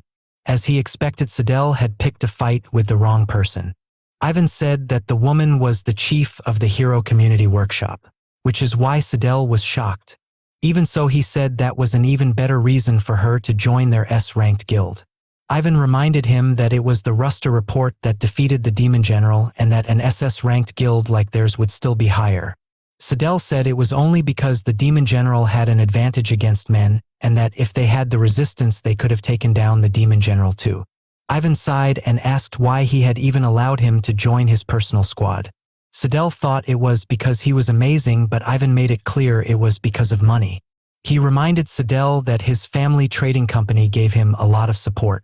Normally his personal guards were people who were at least A rank, and Sidel was the only one in the squad who was not S ranked at that moment. Ivan also pointed out that the woman he had picked a fight with once made a weapon she thought was defective and sold it to a trading company. At that moment, Ivan needed a large amount of money to buy that same weapon at an auction, so he bent the rules a little and allowed Sidel to join the team. Sidel could not believe that the so-called defective item of Lamel was worth so much. Subsequently, Ivan confirmed it and even shared that he had been promoted from S to SS rank because of the sword she made. He then asked if Sidel now understood his real value. Ivan did not care if Sidel had been ignorant or careless, but if he caused trouble for the guild, he had to be ready to be removed. Ivan told him to calm himself for a while. Without saying anything, Sidel ran outside. Ivan could not believe this problem. He then asked Leona, one of his personal guards, how many members from their guild who had come to the city were likely to take the side of Sidel. Leona believed it might reach around 50 people, which surprised Ivan. On top of that, he remembered Sidel bragging about his connections to other high-ranking guilds. Leona guessed he had only been talking about the thugs from each guild. Ivan wondered if they could use the hero community to deal with those people, since the group had already handled a bunch of foolish nobles before. Leona suggested avoiding that choice because if they caused trouble for the hero community, the so-called devil working with them might force the guild to repay its debts many times over. So Ivan understood that a single wrong move could make the entire guild fall apart. He then told Leona to gather the executives and think of possible countermeasures. The main reason Ivan had come to this kingdom was that he heard Lanhea was here. He missed her. He also heard about Horus. It had been about 10 years since they had been in the same city, but it did not seem like their reunion would go well. The scene shifts to Horus visiting the Adventurers Guild, where he felt disappointed when he saw the request board filled only with or delivery jobs. Ellie wondered if he had ever entered the other branches before. Horus said he had done so 10 years earlier when he worked as an adventurer. He could not keep working in the castle if he stayed in that job, so he stopped at some point. However, Ellie seemed distracted by something else and barely paid attention to him. She said it was about time. The door opened and someone cheerful walked in. Horus wondered who the kid was. Ellie said it was Nasha, the youngest adventurer alive and a small mascot of their branch. Horus felt worried seeing a young girl working as an adventurer, especially since she went on jobs alone. Ellie explained that monsters did not appear in the shallow parts of the Grand or Vein of Kinsekai, and that those areas were safe gathering spots because the ground was deeper than normal. Following this, Horus realized it was the perfect place for a girl who still had plenty of energy. When Nasha cashed in her ores, Ellie watched her with a serious expression. Horus finally understood why Ellie invited him to the guild. She was simply being a pervert. Ellie greeted Nasha, who welcomed her back. Ellie mentioned how Nasha had been working hard lately. Nasha said her father was hurt, so she was doing her best to earn money. Ellie looked gloomy after hearing that, but still praised her for being admirable. The receptionist reminded Nasha not to push herself too hard since she had been bedridden before because of her heart condition. Nasha said she was fully healed and doing her best to become an amazing adventurer like the hero. Ellie could not handle her cuteness and felt overjoyed. Horus felt glad to hear the dreams of the girl. He thought adventurers tried to follow their ideals and also looked up to someone they admired doing their best to get closer each day. Then Horus grabbed Ellie as she tried to hug Nasha. Ellie demanded to know what was wrong.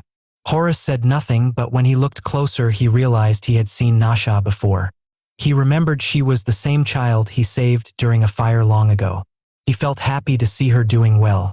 The scene changes as a group of rowdy men entered the guild and complained that Sidel had been working them too hard. They felt so annoyed that they wanted to let out their anger. They called the attention of the adventurers around them and said they were from the S-ranked guild Excalibur.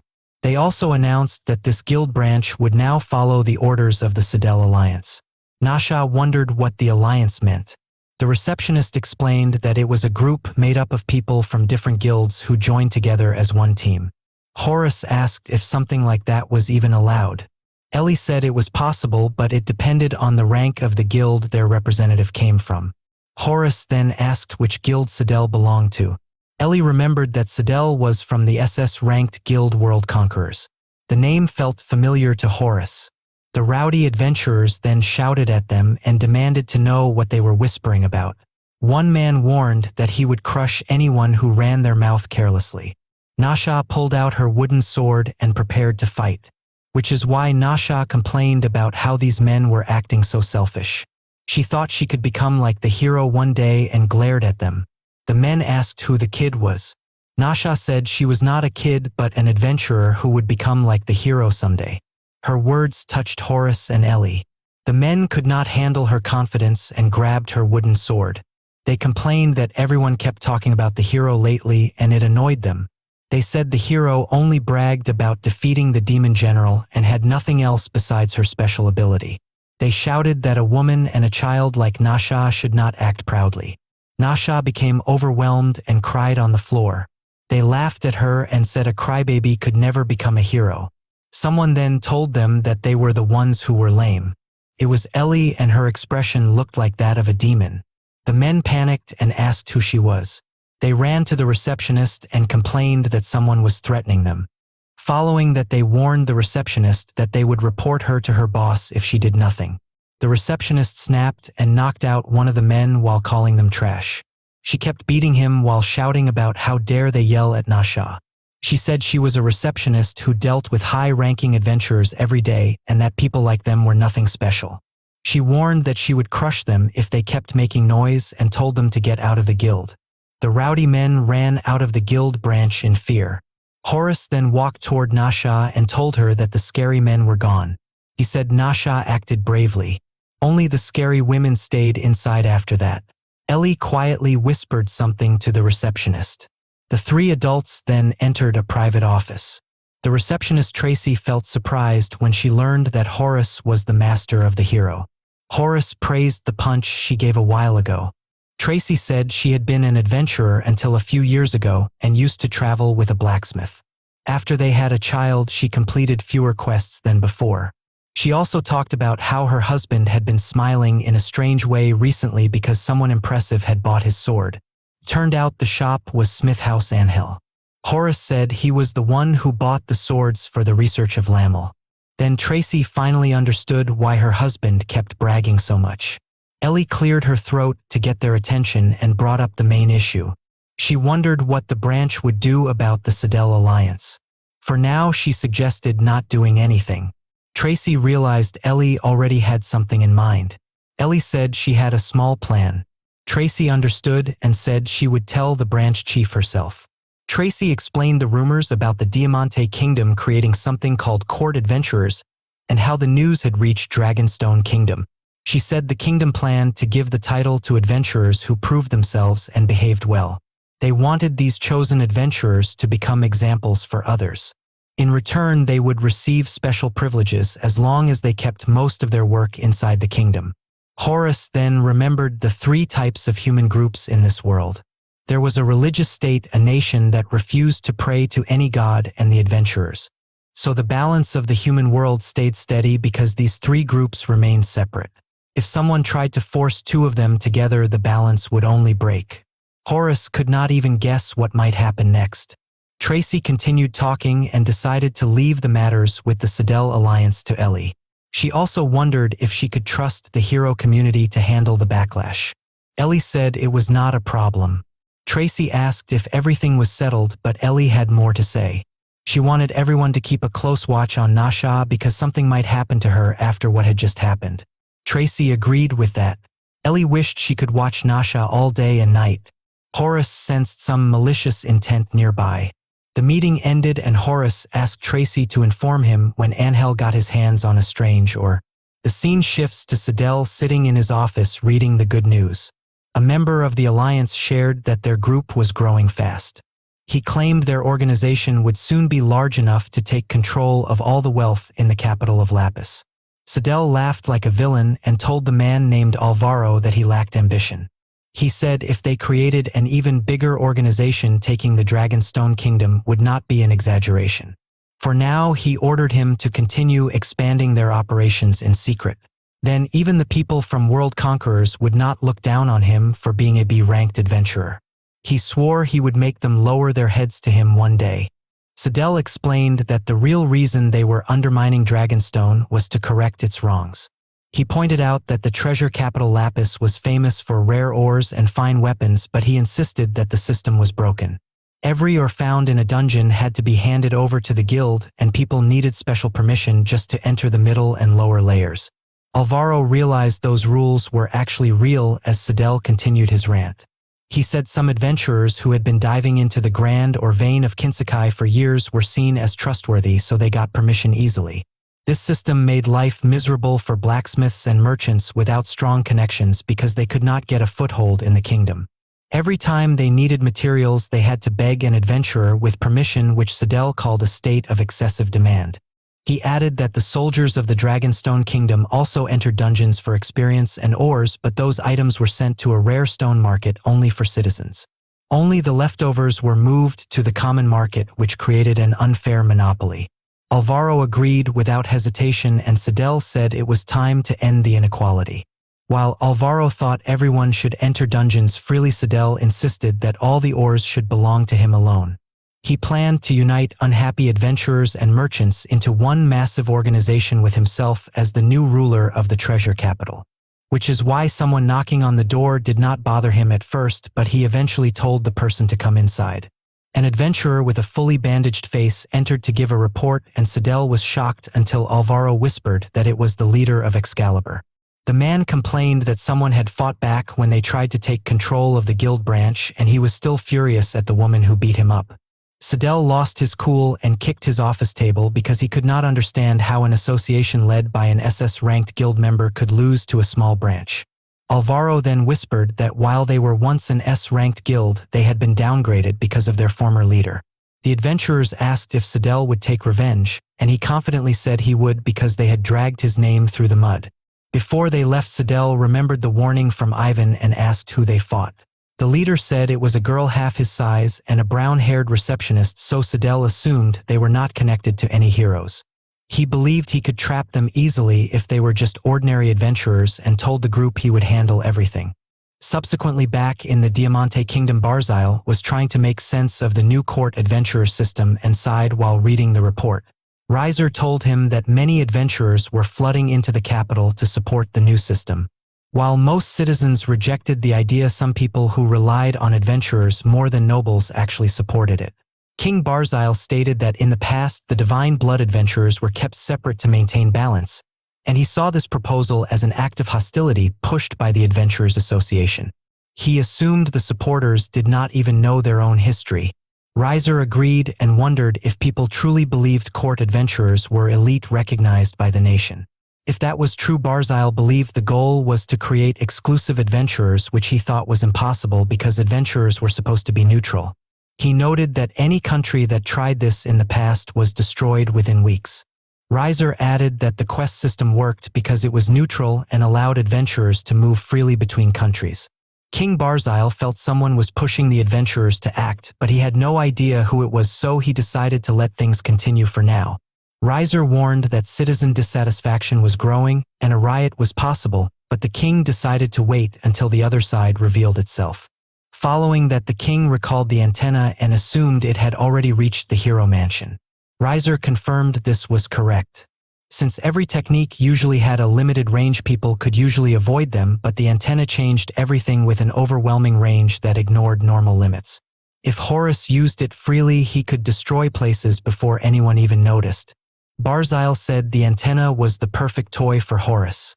When Reiser reported that adventurers were gathering in the Dragonstone Kingdom, Barzile assumed a plan was in motion there too. He instructed Reiser to tell their trading company in that area to retreat to the nearest town to avoid stray attacks. Reiser swore to send those instructions immediately. Barzile knew he could not pressure the adventurers too much as long as the Divine Blood ones stayed separate, but he knew there were times when a king needed to make an example. The scene shifts to Lamel and Lanhea, who were amazed by the tall antenna that arrived at their place. Lamel was impressed by the size, and Lanhea teased her for always reacting that way to large things. Lamel wondered how the soldiers even moved it, but Horus confirmed it was moved in pieces from deep underground. He explained that he could control the capital even without assembling it, but now that it was fully built, he wondered what else he could do. Lanhea questioned his plans and Lamel figured their master would not put something so big in the backyard without a good reason. Just then Ellie and Tyrus arrived with items Horus requested. Horus thanked them and explained they were communication magic tools he wanted to test. Lanhea remembered such tools were usually the size of buildings, but Horus had reduced them to something that could be held in one hand. Tyrus was amazed and noticed the tech was made using materials from local workshops. Horus explained the main system was just a small box in his room, which shocked Lamel. Tyrus also noticed the boards did not use magic power at all. Horus was pleased she noticed and explained a panel golem beneath the main cube generated magic power. Since it generated power on its own, Lamel realized it must be a monster-type golem, and Horus confirmed she was right. Then Tyrus was amazed by the knowledge her master had about monster-type golems. Ellie figured out that the power from the monster went into the main cube so people could make calls through the antenna without using their own magic or inserting coins. Ellie thought this would be a great way to promote the product. Lanhea understood it was different from the usual golems they used, and Lamel wondered if they could get coins by defeating the monster inside. Horus quickly told them not to do that because he only made 100 prototypes. He told the girls to enter numbers assigned to each tool to call the matching device. Lamel called Lanhea, who did not know what to do until Horus told her to press a button when the light appeared. Lanhea moved to the other side and Lamel shouted into the tool, which shocked Lanhea and made her unable to hear for a moment. Lamel laughed and Horus warned them the call stays connected until they end it manually. Lamel realized that could be a problem and Lanhea asked how far the call could reach.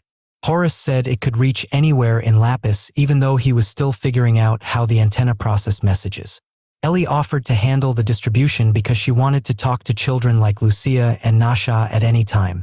Horus warned her the tools were for testers who could explain the experience and not for her personal interests. Afterwards, Lucia received several of the tools and was super excited to show them off. She contacted Ellie to ask if they could talk whenever they wanted. Ellie was outside handing out the rest of the tools and explained that magic power could not enter or leave a dungeon, so they could not talk while she was inside one.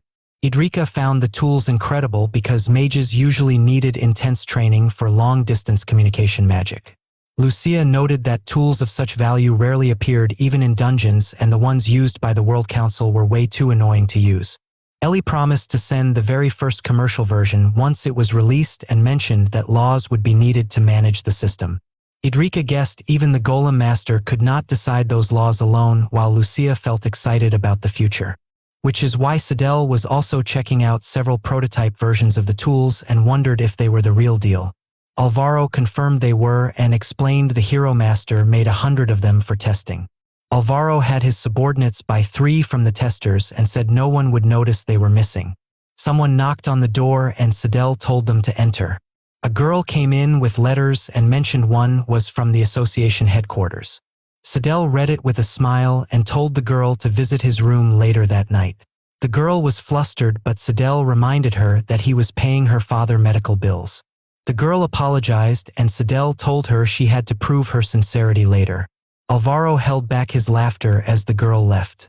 Sidel then explained that he had purposely hurt the girl father using magic to strengthen a monster just so he could pressure her. Alvaro thought the girl lacked judgment and brought the trouble on herself. So Sidel shifted his focus to the letter from his supporter Pastel at the headquarters. Pastel had heard about the magic tool and wanted one he could carry since he only had access to the stationary one at the office. Sidel decided to give Pastel one of the 3 tools and keep the other 2 for himself and Alvaro. Alvaro believed the evaluation of Sidel would rise because of this. Sidel agreed and felt like things were getting interesting. Meanwhile, Ellie headed to the storehouse to get high-ranked potions and Lanhea asked if she was heading to a dungeon. Ellie said it was for a personal reason because she had seen the girl Sidel was pressuring crying alone.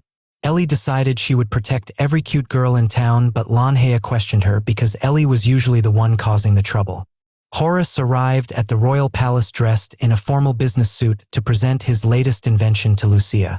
The device was a copier, and he explained that as long as there was a steady supply of ink and paper, it could reproduce any document or drawing an infinite number of times.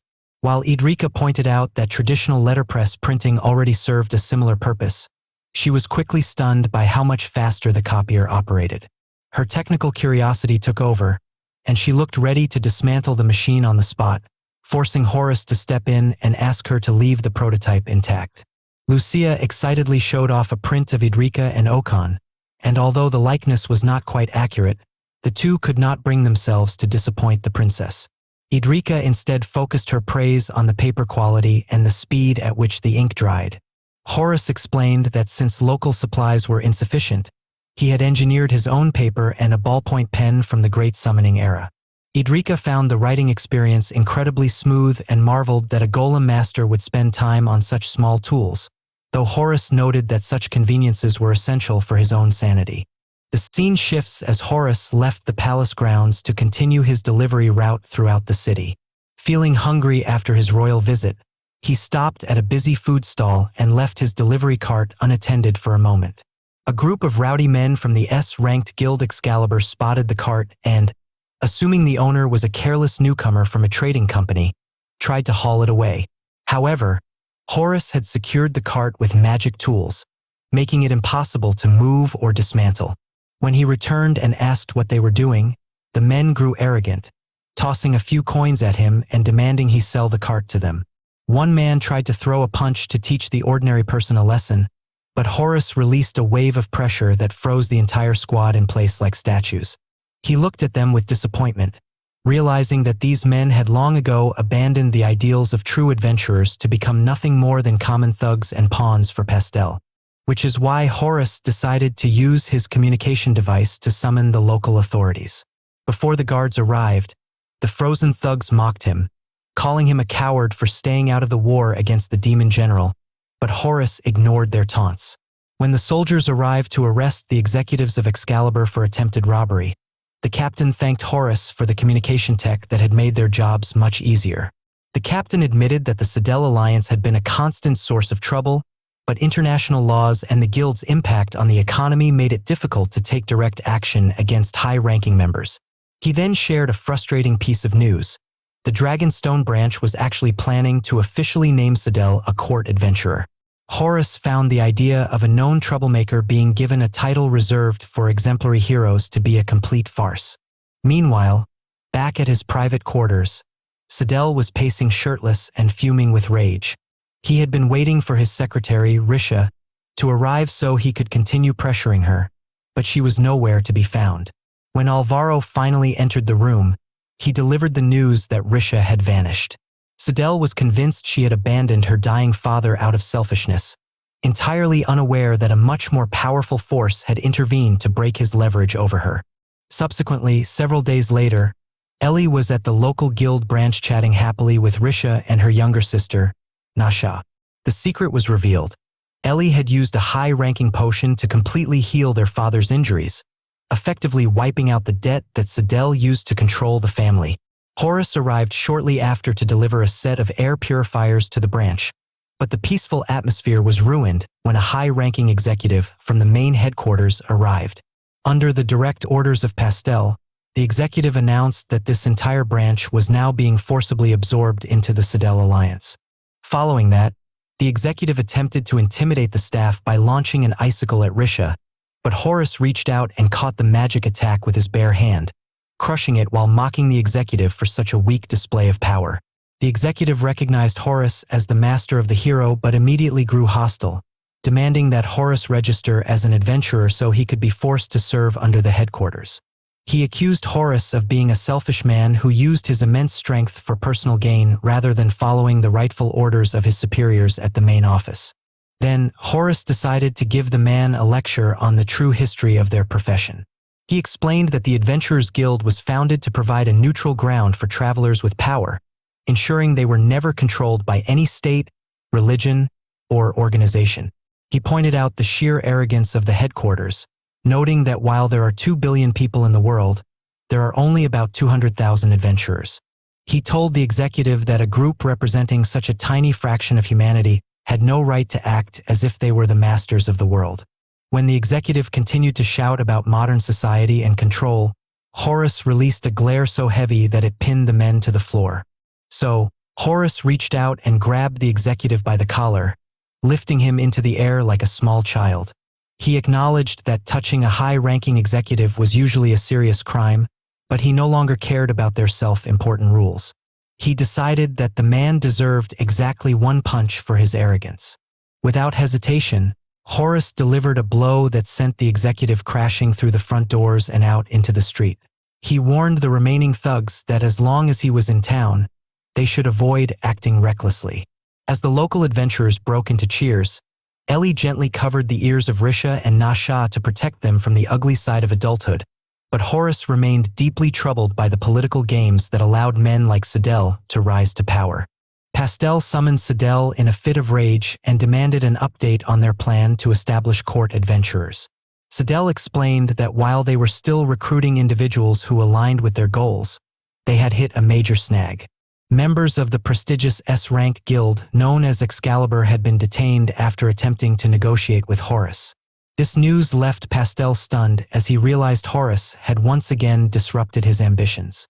Sighing in frustration, Pastel lamented that his own peers were unwilling to overlook minor legalities even when the potential rewards were so great.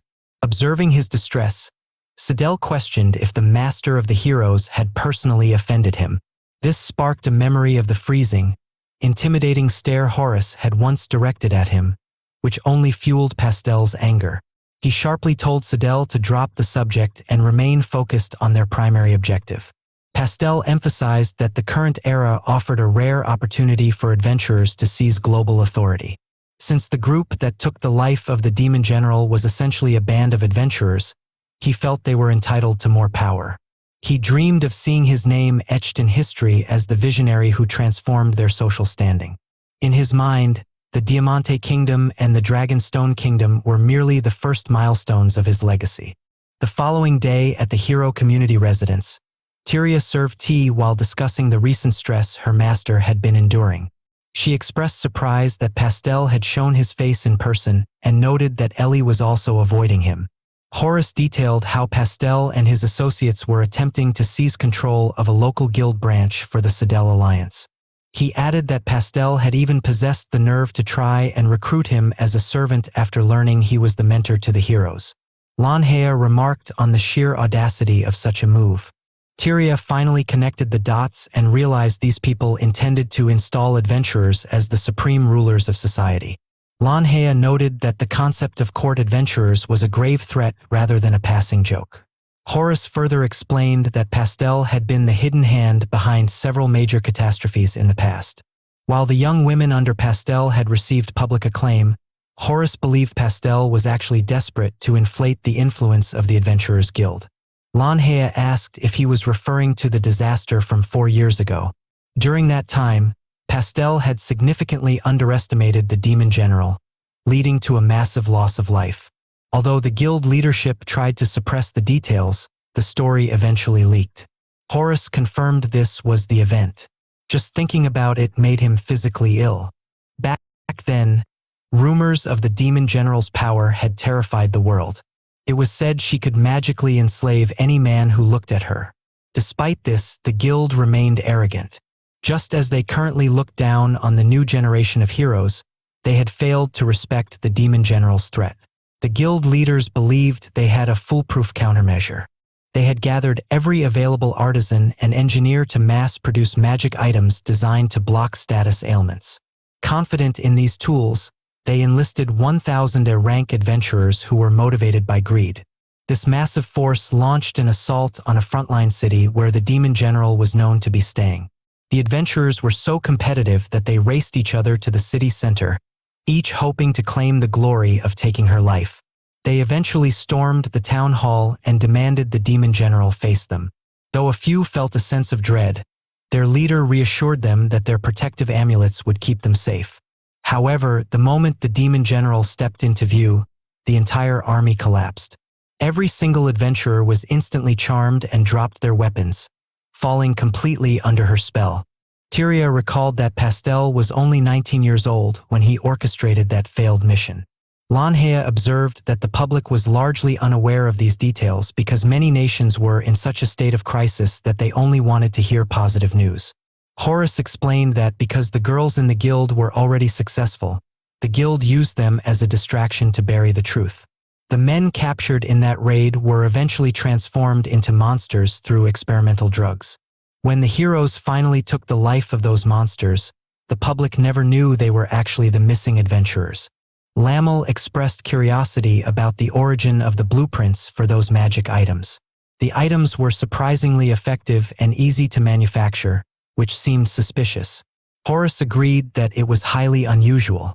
During his time in the capital, the sudden influx of these specific tools had caught his attention, yet no one knew who had provided the designs. Lanhea asked why Horace hadn't stepped in sooner. Horace admitted he hadn't expected things to escalate so poorly. He originally assumed the items were being distributed to help adventurers maintain their composure when discovering the aftermath of the Demon General's raids.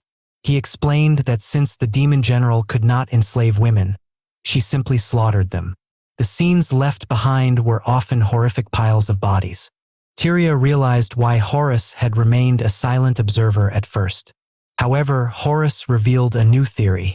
He suspected that someone had intentionally leaked the blueprints to Pastel specifically to trigger a massive disaster. This revelation shocked the girls. Lanhea noted that the magic items were shaped like metals, which further unsettled her. Horace concluded that Pastel's failure was likely part of a larger, more calculated plot. As for their next move, Tyria suspected the hero community would be dragged into the center of the conflict. She pointed out that while most adventurers must give up their national citizenship to remain neutral, the heroes were a special case. They were still recognized as citizens of the Dragonstone Kingdom. Because they were the most successful adventurers in history, they were the perfect figureheads for Pastel's court adventurer agenda. A few days later, Ellie spotted something odd through a telescope at the mansion. Lanhea and Horace walked by, and Lanhea initially brushed it off as Ellie being eccentric again. However, Ellie's serious reaction prompted Horace to take a look himself. He saw Sidel standing on a makeshift stage nearby, delivering a loud and dramatic speech to a growing crowd. Lanhea was disgusted by the display. Horace remarked that it was quite bold to use the area directly in front of someone's private home for a political rally. Sidel was shouting that neither divine right nor noble blood had saved the world.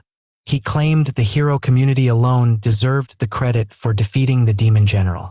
He argued that it was a disgrace for such legendary figures to live in a single mansion in a small country. He insisted that the only way to properly honor the heroes was to grant them the title of court adventurers, placing them at the heart of the government. Pastel stood in the background, carefully monitoring the crowd's reaction. Lanhea hoped the people would see through the lies, but Horace noted that most commoners didn't understand the hidden dangers of the system. Horace explained to Lanhea that adventurers are essentially stateless migrants. When an adventurer enters the service of a government, they become a court adventurer. While it sounds prestigious, Lanhea realized this would mean the government could gain access to guild secrets or even plant spies within their ranks.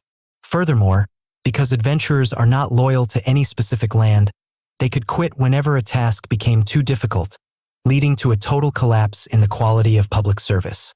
Horace was impressed by Pastel's cunning. He saw that Pastel was using the idea of adventurer rights as a front to help the guild infiltrate and eventually dominate various nations. Meanwhile, Sidel continued his speech by appealing to the greed of merchants and miners. He complained that the Dragonstone Kingdom kept the best resources from the Grand or Vein of Kinsekai for its own citizens, leaving only scraps for the adventurers who actually did the work. As the crowd began to murmur in agreement, Sidel shouted that if the heroes became court adventurers, everyone would finally have equal rights to the wealth of the land. Suddenly, a voice told Sidel to be quiet. Sidel turned pale when he realized he was being confronted by Ivan. Pastel stepped forward to ask if Ivan had an issue with the speech. Ivan remained silent for a moment before Ellie spoke up from the crowd. She told them that Sidel had been spewing nonsense outside her home for far too long. The onlookers were stunned to see a member of the hero community personally intervene. Ivan then dropped a bombshell by announcing that Sidel was officially expelled from the World Conquerors Guild. Sidel collapsed in shock. Pastel tried to intervene, asking what Sidel had done wrong. Ivan explained that while he usually didn't care how members used their fame, he would not tolerate anyone challenging the fundamental law that adventurers must remain separate from the state. Pastel argued that the people who saved the world deserved more than just a house in a tiny kingdom. Ivan simply sighed, seeing through Pastel's manipulation. From the window of the mansion, Horace watched the confrontation, surprised by Ivan's sudden appearance.